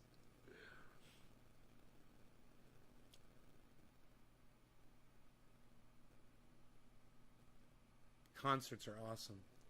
Yeah. Concerts are fun. You know, I got to hang out with Extreme before the show outside in the daytime when we're setting up, doing sound check. I've told you guys this story. I got to hang out with Nuno Betancourt. He had two dachshunds with him. I want to say they were fucking long-haired dachshunds. And he asked me to watch his dogs for him when he went inside to get something to drink, and he came back outside and we talked, and it was so weird because he's so fucking normal. He's just like, he's such a normal person. You don't expect that because when you see the image of him in the videos on MTV and shit, you know, he's like a guitar god. And I'm sitting at a park bench under an oak tree outside in the middle of the day, you know, 3 o'clock in the afternoon in Florida, watching this guy's dog, sitting there talking to him, and on one of the stagehands. And there's nobody else there. And nobody else cared because everybody else that was there at the venue was with his crew. They all knew him. Right? So me and my boss at the time, my boss was working on the soundboard. My boss was running sound, and they were doing sound checks inside, and he was still, you know, they were sound checking the drums, the bass guitar, all that shit, and it took a long time to do that. So we sat out there for quite some time, man, you know. I wish I could remember the conversations we had. I can't remember what we talked about. But, yeah, Nuno Betancourt. Pretty cool.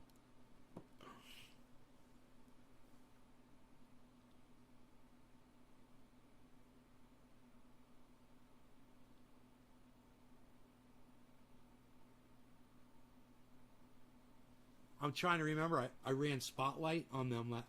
I ran Spotlight on him. He told me what he wanted. He wanted a specific kind of spotlight. I remember I remember now we were talking about the kind of spotlight he wanted. Blue spot. He wanted a blue spotlight. Nuno Betancourt wanted a blue spotlight. I said, I could do that for you, bro. He's like, when I go into solo, he's like, I don't care what you do the whole night. He's like, but when I go into solo, will you hit me with a blue spot? I was like, yes, sir. That I remember. Oh, it's funny.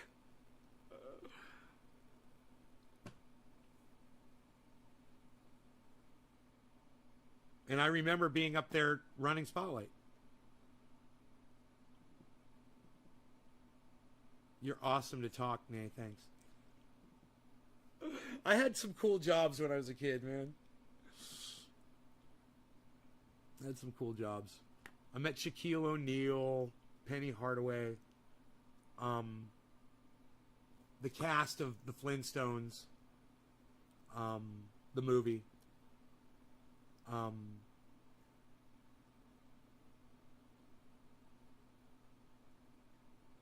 Oh, dude, this guy, I don't even know his name. He's been in so many fucking movies. Every time I see him, I'm like, it's that guy. He was in the movie not Creep Show. It may have been called Creep Show or Fright Night. He was in the movie Fright Night, and he was the vampire from Fright Night. Okay, hold on. I'm going to finally find out who this motherfucker was. Because I don't know the actor's name. I walked him around the whole goddamn park. I was his escort.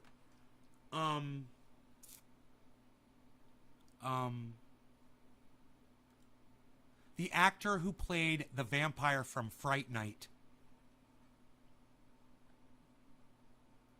Yeah, that's him. Chris Sarandon. You guys know who Chris Sarandon is? Look, why did I click on him and nothing came up? This is fucked up.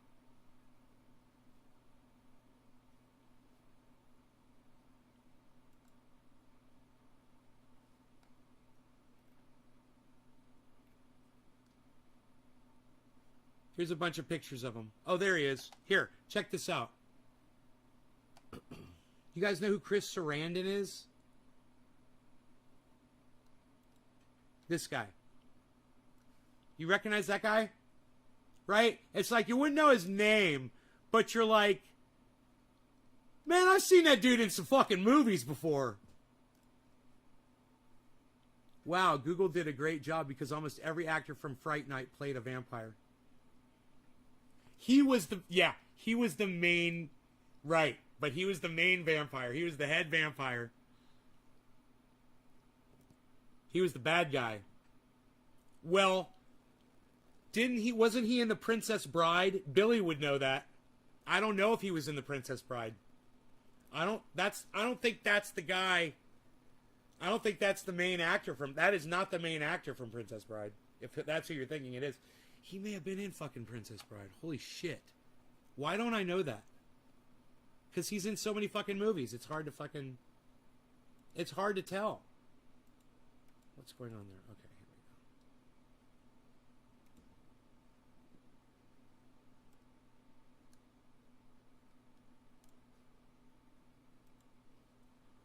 we go. He was in Princess Bride. He was the evil prince. Right.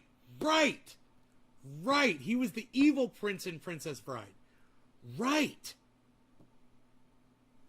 Yeah, I wonder how many movies he's been in, man.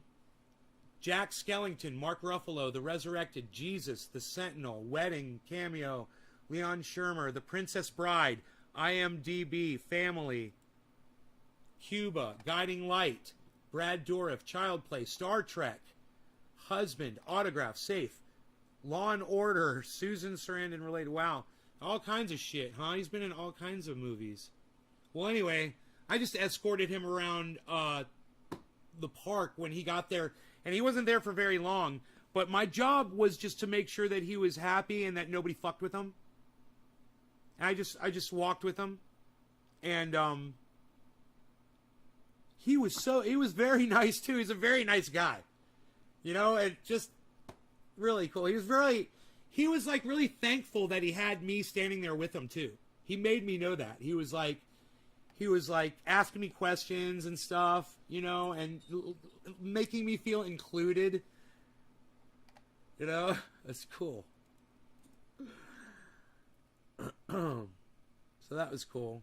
I'm trying to think. There were a few other people that, you know, that were nice like that probably stood out. You know, this is really funny. These would be guys that you wouldn't know.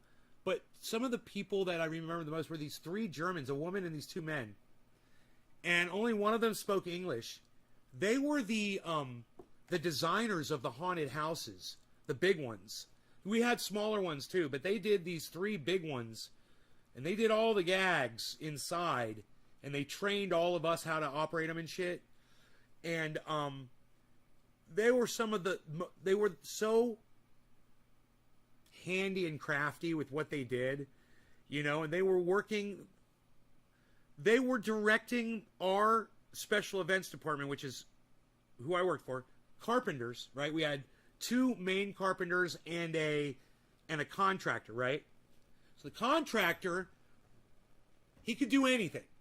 And then the two carpenters could build anything there out of wood. Well, the contractor, he was able to weld and do things that required licensing and things like that. Safety, licensed safety. He was certified to create things where people's safety was involved. And the other two carpenters, they could do any of the stick work and the filling and all that shit and the facades. So these people is amazing. They instructed these three guys how to instruct the rest of the special events department, which was me and the rest of the staff, and then we had other people that were brought in extra to construct all of this stuff basically from fucking scratch. Now, they did ship in a few things. They had like the doweled out books. They already had that shit, and they shipped that stuff in. But and we assembled it. But it was amazing how they told them, this is what you need to do, build this, build that. You're going to need a circular saw here. You're going to need a jigsaw to do this, and blah, blah, blah, blah, blah. And you know, it was like watching a well-oiled machine, man. And with these three Germans leading everybody, it was so organized. And the fucking goddamn, dude, the haunted houses were built way ahead of schedule, and we were going through them, man. I remember we were going through them way ahead of schedule and just walking through them and having fun, and we were playing inside. We were fucking with each other. We'd scare each other inside there. We'd be like, somebody would call somebody and be like, hey, man, can you help me come do this shit? And then somebody would drop down from one of the rafters and fuck with you. You know, not the rafter, but from the top of the stick work. Would drop down and fuck with you. Dude, we would set up booby traps. We had so much time because it was so efficient and it was so well built. Dude, there was this one thing they built. It was so fucked up, man. It was a glass coffin. It had like a 2-inch thick piece of plexiglass, and it looked like it wasn't even there, right? And you could walk on it, and that's what you did. And there was an actor that was inside that motherfucker the whole time, man, through those things, and you would walk, and they'd start scratching on the fucking glass and shit underneath your feet. Dude, it was crazy. There were such cool gags in that, in all of the haunted houses. The one I worked in, my gag was the drawer gag. I've told you guys about that. It's really cool, man. I was behind a two-way mirror. It's a long story. I don't want to tell the whole story. But for those of you who forgot, I was behind a two-way mirror. There was a chest of drawers, and I had control over these 3 drawers, and I had leather gloves on, big fucking badass leather gloves, like for welder gloves. And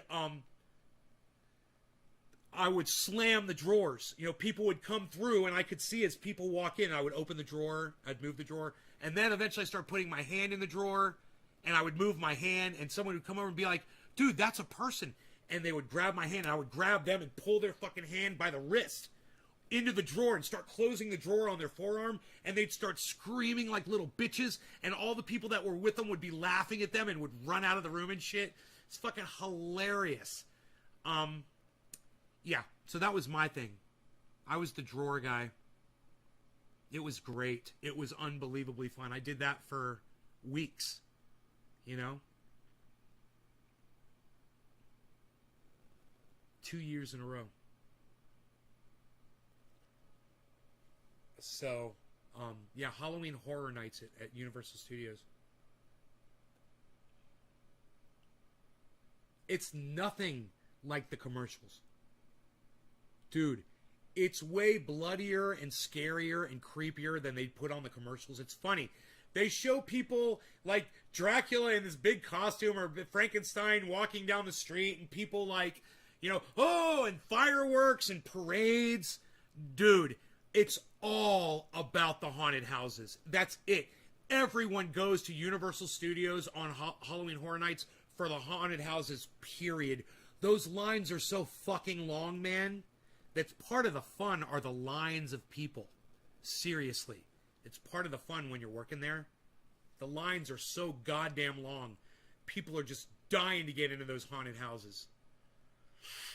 And they never show really anything from inside the haunted houses on TV in the commercials, ever.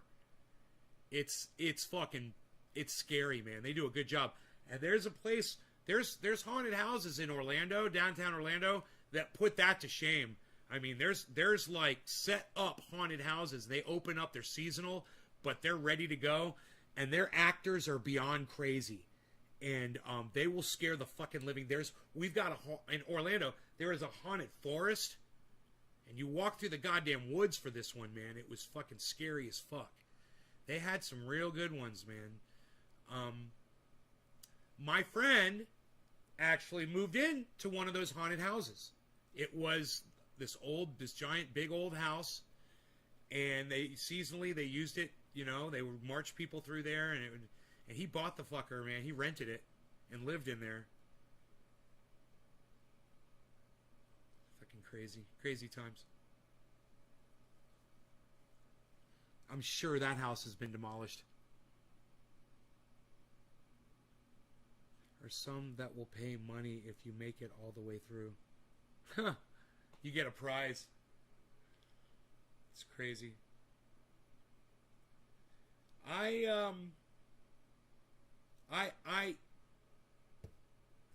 love haunted houses. What can I say, man? It's like, you know, I got sold on Halloween when I was a kid, and I was like 14 years old, and we were going trick-or-treating, and me and a group of friends got together, right?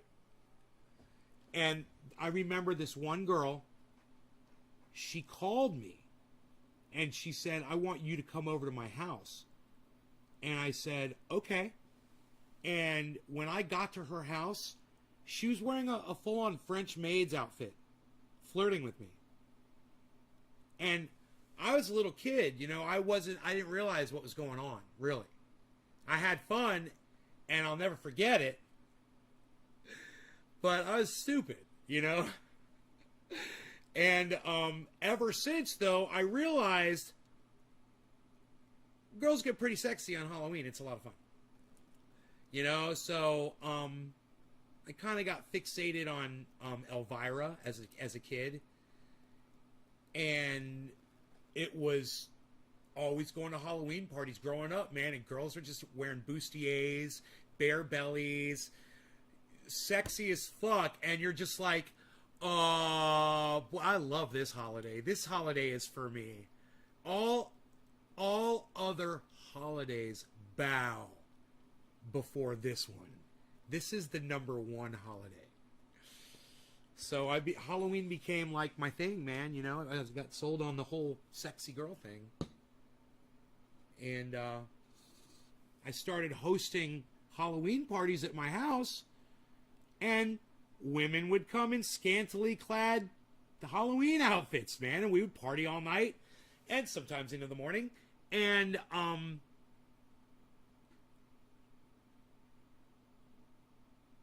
was a lot of fun. You were around haunted house when you did Booze and Bozo? Haunted houses in their building in this old industrial creepy area. Quality haunted houses. Hi. New use for triage oil. I've been putting it under one baggy eye for 2 weeks now. The puffiness has gone way down on the eye I've been experimenting on. Really? Huh, I wonder if I should use that. I got some bags under my eyes as we speak, bro. Hey, Gautam YT. What's up, Gautam? How's it going? I'm doing a bong rip right now. Cheers. Man, let's move this camera back over. There we go. I don't feel like I have to be slid over. Everybody, Bitcoin's at 50,500. The top today was 51,064.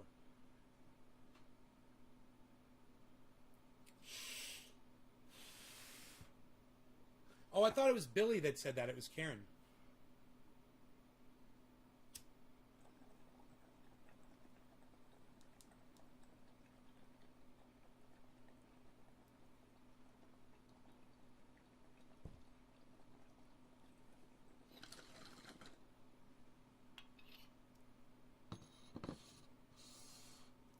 Triage oil is making... Don't get it in your eyes.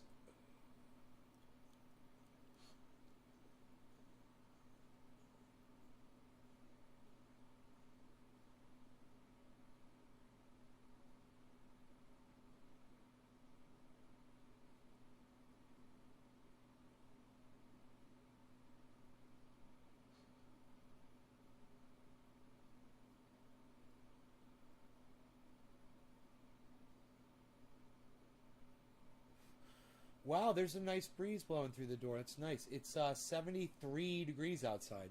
Huh. Gorgeous outside.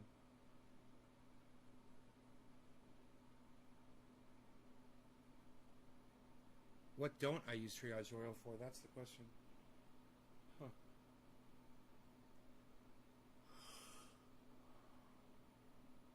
I wonder where Dom Dom is. Dommy, where you at, Dom? I'm putting your box in the mail today, Dommy Dom Dom. I put a little something extra in there for you too, Dommy Dom Dom. I gave you a little something extra, Dommy Dom Dom. Dom Dom. Dom Dom.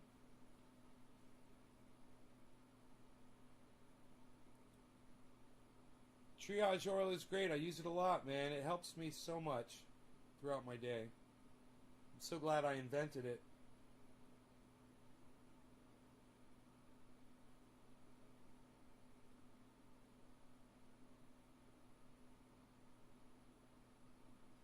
You know, that's something somebody could interview me on their podcast. Interview me on how I invented triage oil. I could tell you the whole story. That would be interesting. I should write that down, huh?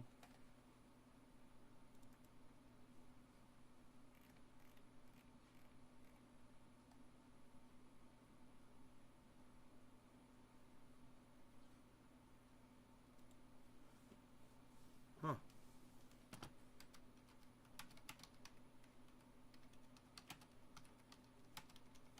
There we go.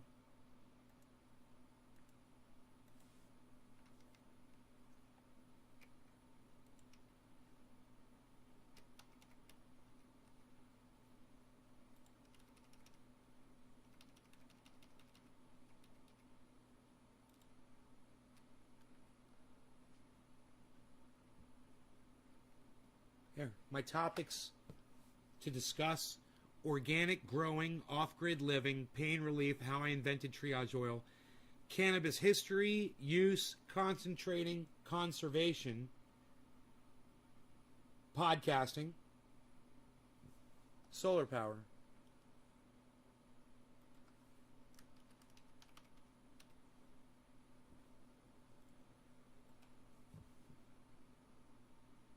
Curious how the extra peppermint oil is. I'm not expecting any difference at all. You know, I'm just hoping it preserves it, keeps it from going rancid. You know, that's really the only reason I put extra peppermint oil in there. It's a little irritating on the eyes. That's why I don't want to go too crazy with the peppermint oil. I wonder if I have any of the new stuff. Yeah, I do. I don't want to open that one. That one's unopened. I think this is some of the new stuff right here. Yeah, it's pretty strong peppermint smelling. So,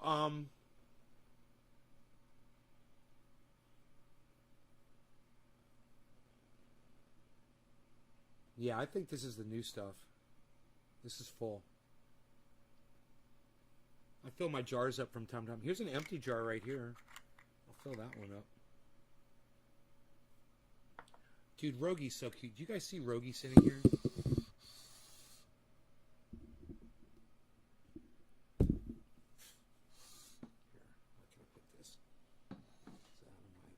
Vision there. Is that better? Get out of the camera too. There we go. Look at Rogi, man.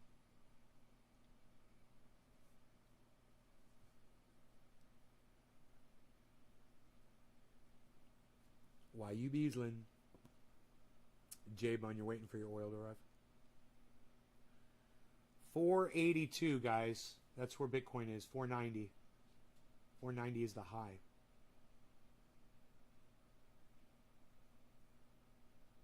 It's great to see Bitcoin over 50,000, man. My portfolio is just insanity, guys. Fucking insanity.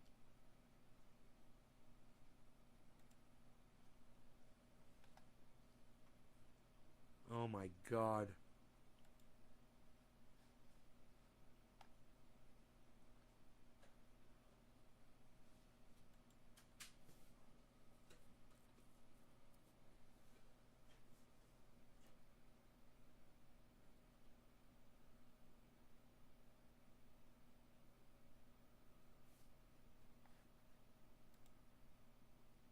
Whoa. It's just gone up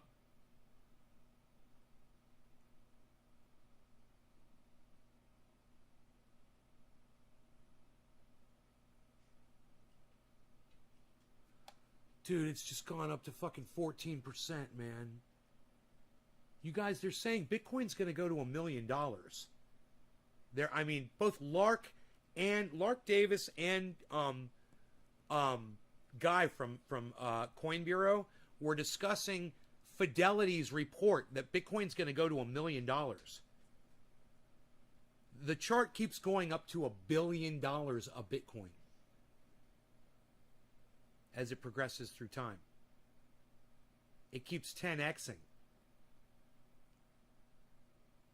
How much cannabis did you use in the cylinders on the BHO video? I don't know how much those tubes fit, bro. We had so much cannabis to go through trim, you know, I just don't know. I don't know what the weight was. We never weighed it.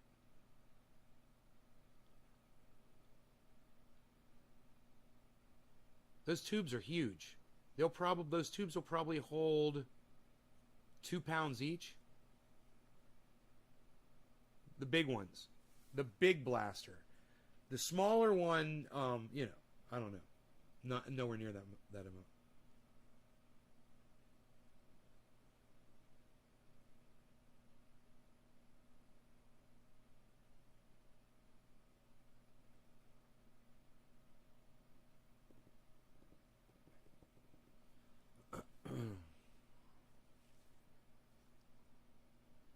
You'll tweet that? Okay. Tweet it at Nays Garden.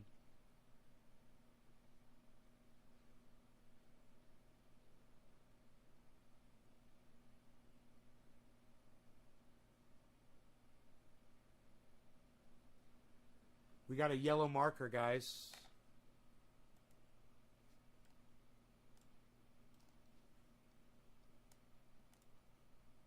See that yellow marker? See that green spike of volume below? Giant green spike. You guys, I got bit by a fucking hornet on my shoulder yesterday. And I was in the grow and I made a video. I want you guys to see what this hornet sting looks like now. Okay? I'm going to show you. I got it on video. So watch this shit. I put triage oil on it. One time. I put triage oil on this hornet sting one time.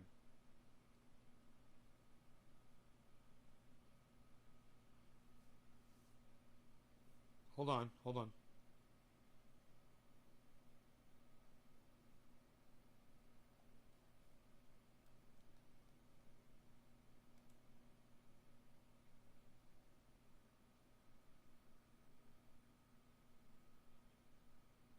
Okay. Now, that was literally yesterday, guys.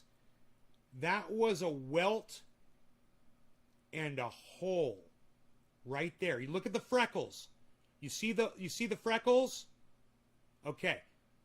You see it's like a constellation. I see like 5 freckles, right? Okay. Use those freckles for reference in what I'm about to show you. So memorize where those freckles are at. And I'm going to show you what that freaking hornet sting looked like yesterday. Okay? You can see that red mark. That's exactly where it was, guys. Wait till you see. Wait until you see what that freaking hornet sting looked like. I'm trying to get you right centered. There you go. Right there. Okay. Now. Watch this. Watch this.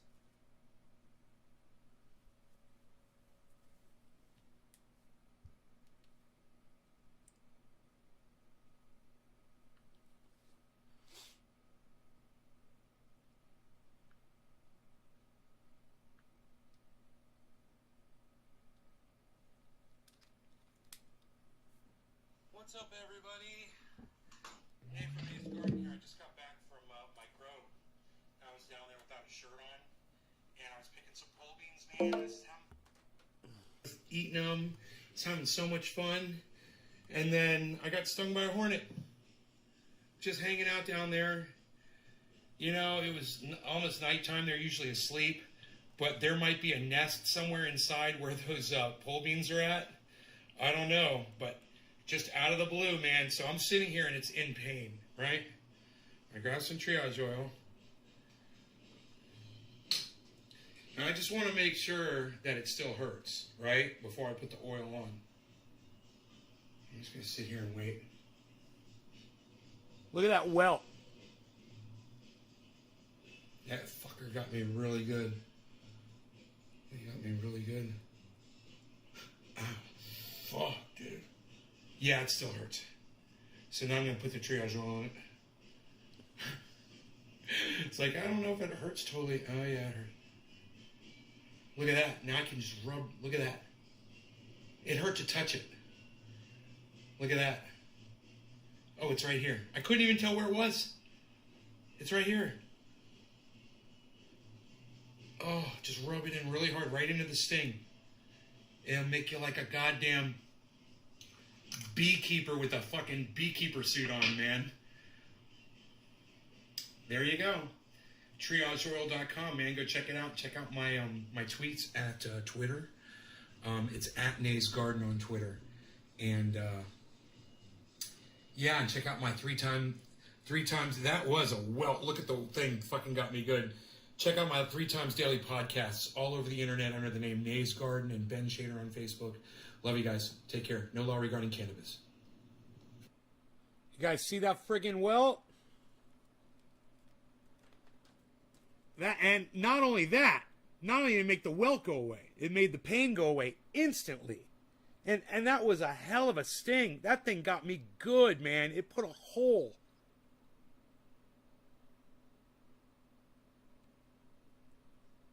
It put a fucking hole. Look at that. Look at the hole right there. Right where it stung me, dude, there's a fucking hole from the goddamn... Look. Look at that. That's the hole right there. That fucker put a hole right into my goddamn skin, man.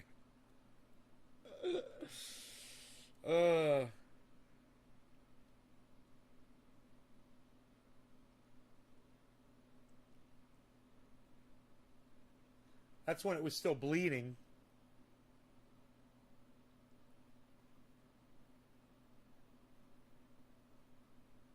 That's a big ass hole. Asshole. And that hole is gone now. It was there yesterday, and it's gone today. 1 application of triage oil.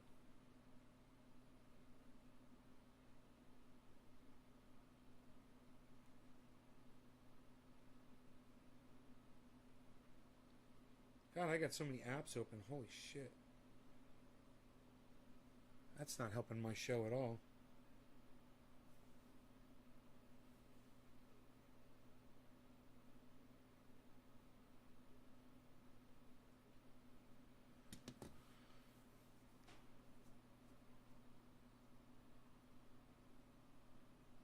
It puts the lotion on its skin. Yes, it does.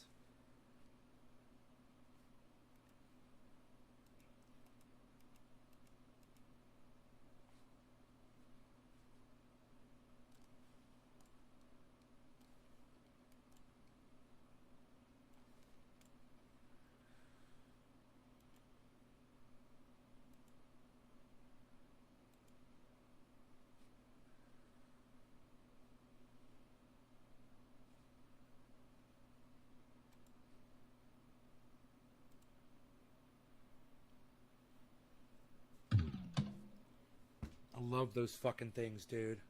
I love those goddamn Bluetooth speakers. You kids don't know how good you got it. Fuck. When I was a kid, I wish we had shit like that, man. Fucking Bluetooth speaker. Throw it on your goddamn quad with your cell phone. You got a fucking entertainment center, man. You got fucking, you can watch movies and feel the thunder, you know, in the movies you're watching. It's crazy. And these things hooked together. Hey, 50,420, guys. Certainly you want to buy at 50,000 420, don't you? 420 at top of the hour. It means it's time to smoke. I hope you're not in the shower. I know that some of you are.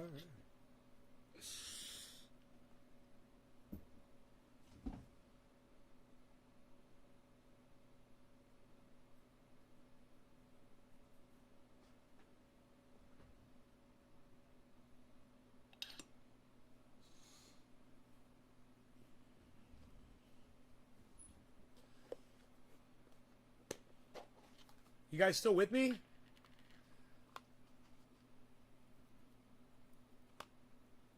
What's up, everybody?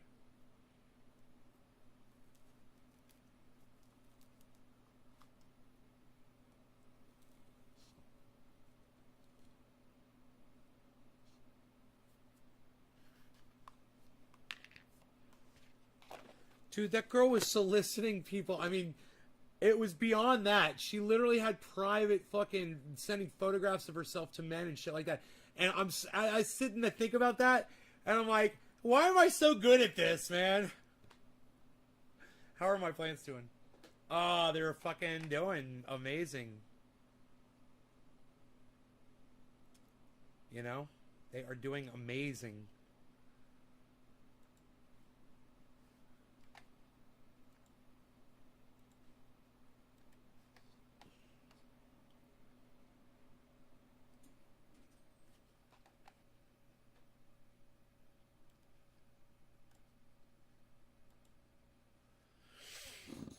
Fucking huge, and they're in flower and they're budding. All right, no law regarding cannabis. Cannabis isn't just for all. Cheers, everybody.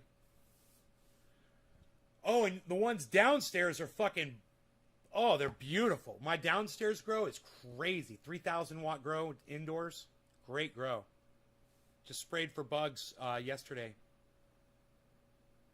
What strain? I'm just Austin. I'm just growing OG Kush. Everything is OG Kush. It might be the only strain I ever grow for the rest of my life. Cheers, guys.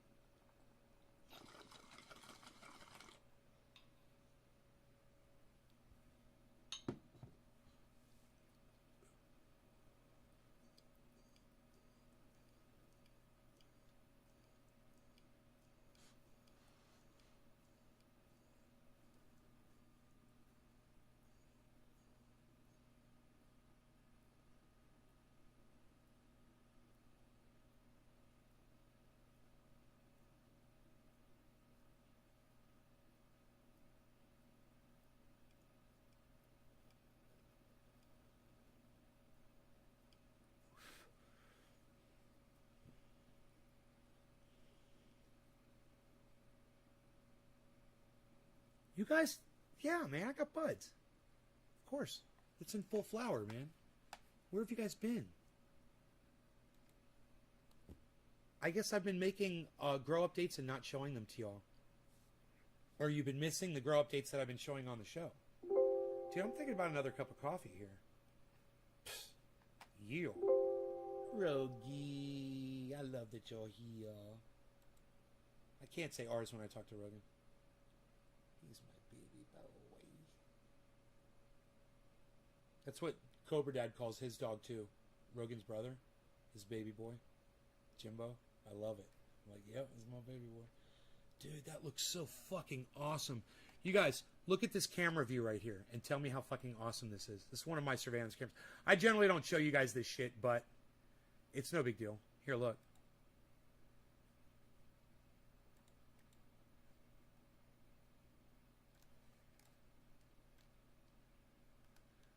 Here, let me get rid of this.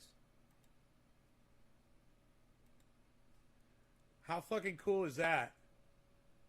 How cool is that view? Hey, everybody. Hey everybody, what's up everybody? I thought I'd just show you that, man. Show you the other view, man. Show you one of the other views. You know what I'm saying? I've got several views, man. I'll show you this view too, man. Here, look at this view. Here's another view, man. We'll see if the view loads up here. I don't know, it's not loading up. Sometimes they don't load up. I gotta check some stuff. I gotta check some stuff. There we go.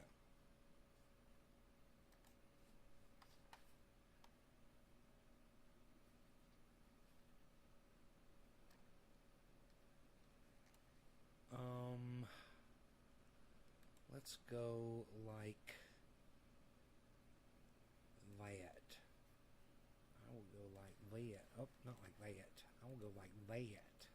And go like this.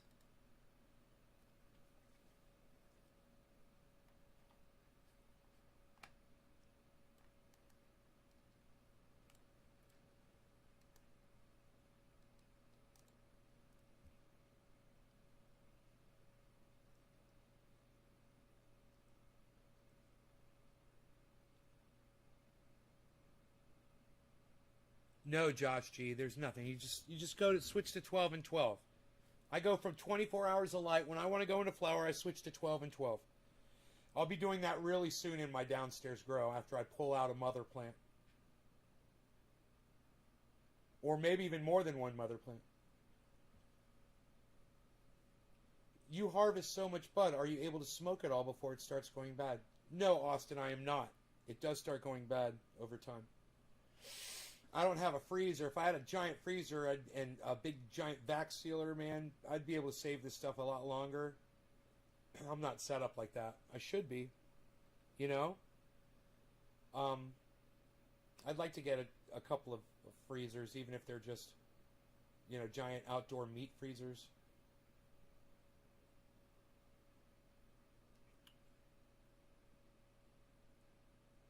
All this stuff needs to be frozen. It should all be in zip. It should all be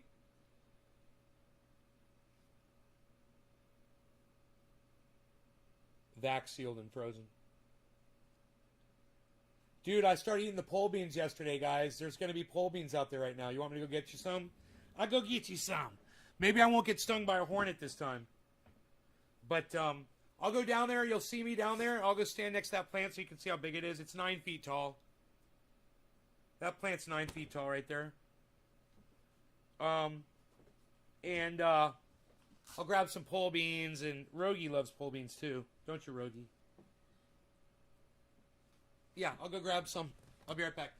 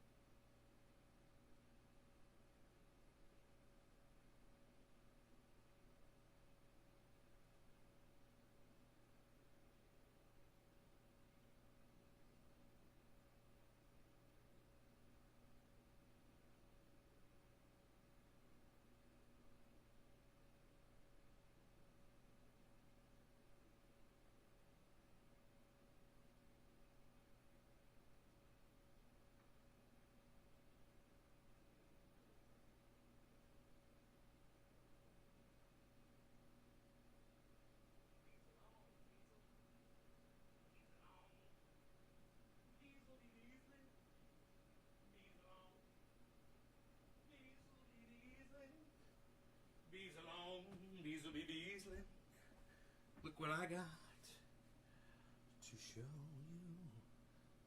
from the garden.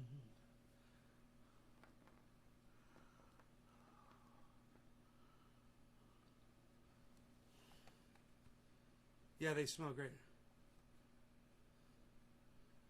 They do.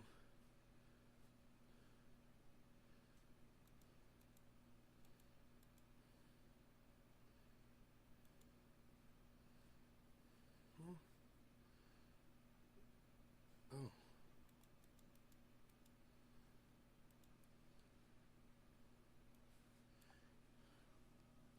Here, actually, I should be doing this camera right here. Hey, Beasel's back. The Beasel's back in town. Beazle. Beasel's back, everybody. Hey, Beazle. What's up, Mr. Beazle? What do you guys think? Not bad, huh? Does this look good? You want to see them up close and personal? Want to see how fresh and delicious and beautiful they look? Oh, what? They're so snappy and so full of rich vitamins and antioxidants and who knows what. Not me. I'm not a fucking nutritionist. I don't know. I have no idea. But it looks healthy. Tastes healthy.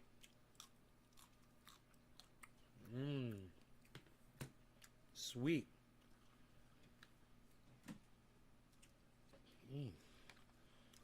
Beasel's gonna be wanting some of this. Ain't you beaslin'? Beaslin'. Why you beaslin'?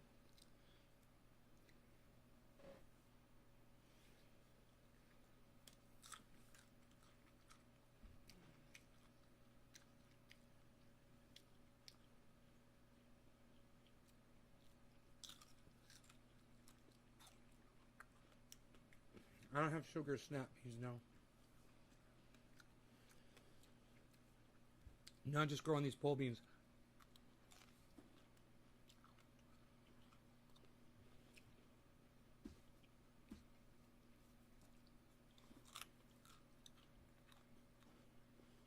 Right out of my garden, growing right out of my cannabis plants. My cannabis trees are producing food. I'm here showing people it's possible all the time, you know. Oh, you can't grow vegetables right next to a cannabis tree. Yeah, you can.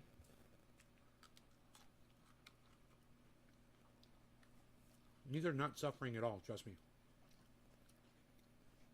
These are not suffering at all. My buds are fucking awesome and they last for over a year. The way I'm doing it now. You could put a little something on this, but you don't need to. They're delicious. They've got a great flavor. You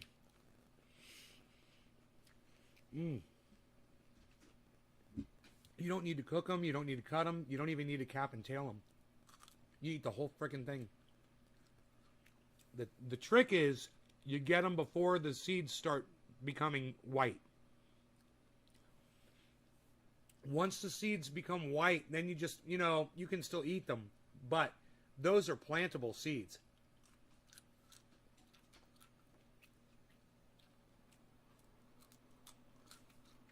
Pole beans will grow out of control.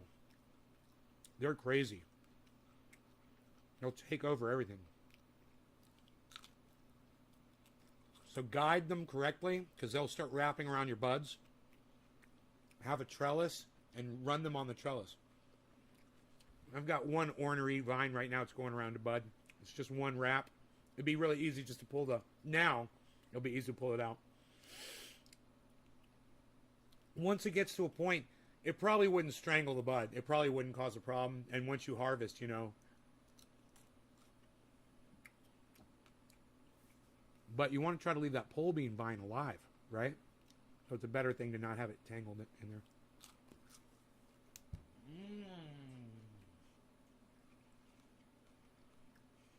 You know, Rogan is just like, no, not my favorite.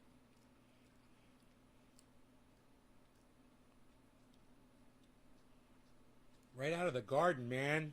That's what it's all about. So I'm eating by... well, I was eating before September. Actually, I was eating some lettuce a couple of weeks ago. Out of there. Here, he got the last piece from me. All right, you guys have been a fantastic 2-hour and 30-minute audience. I hope you guys enjoyed the outdoor action, the view from the garden. That's always fun, you know, to look at. And you guys saw me out there standing next to the tree, so you see how big they are, right? You get an idea how large they are. I also watered while I was there, which they didn't really need specifically, but good. I hope you guys had fun. All right, well, I will see you guys at 4 o'clock this afternoon, my time. That's in 4.5 hours. I'll see you guys in 4.5 hours right back here. Okay, whatever time it is for you, wherever you are, in 4.5 hours. Try to be back here if you guys want another show. All right? Otherwise, I'll be looking for you on Twitter. I'm at Nays Garden on Twitter. So be looking for me on Twitter at Nays Garden. I'm on there duking it out with some folks right now. So come on out there and join in the fun. You know, I'm not out there to disagree with people, but I'd love to have your support. So come out there and show some love. That's at Nays Garden. Download the Twitter app. It's free and it's easy. All right. Love you guys. Bye now.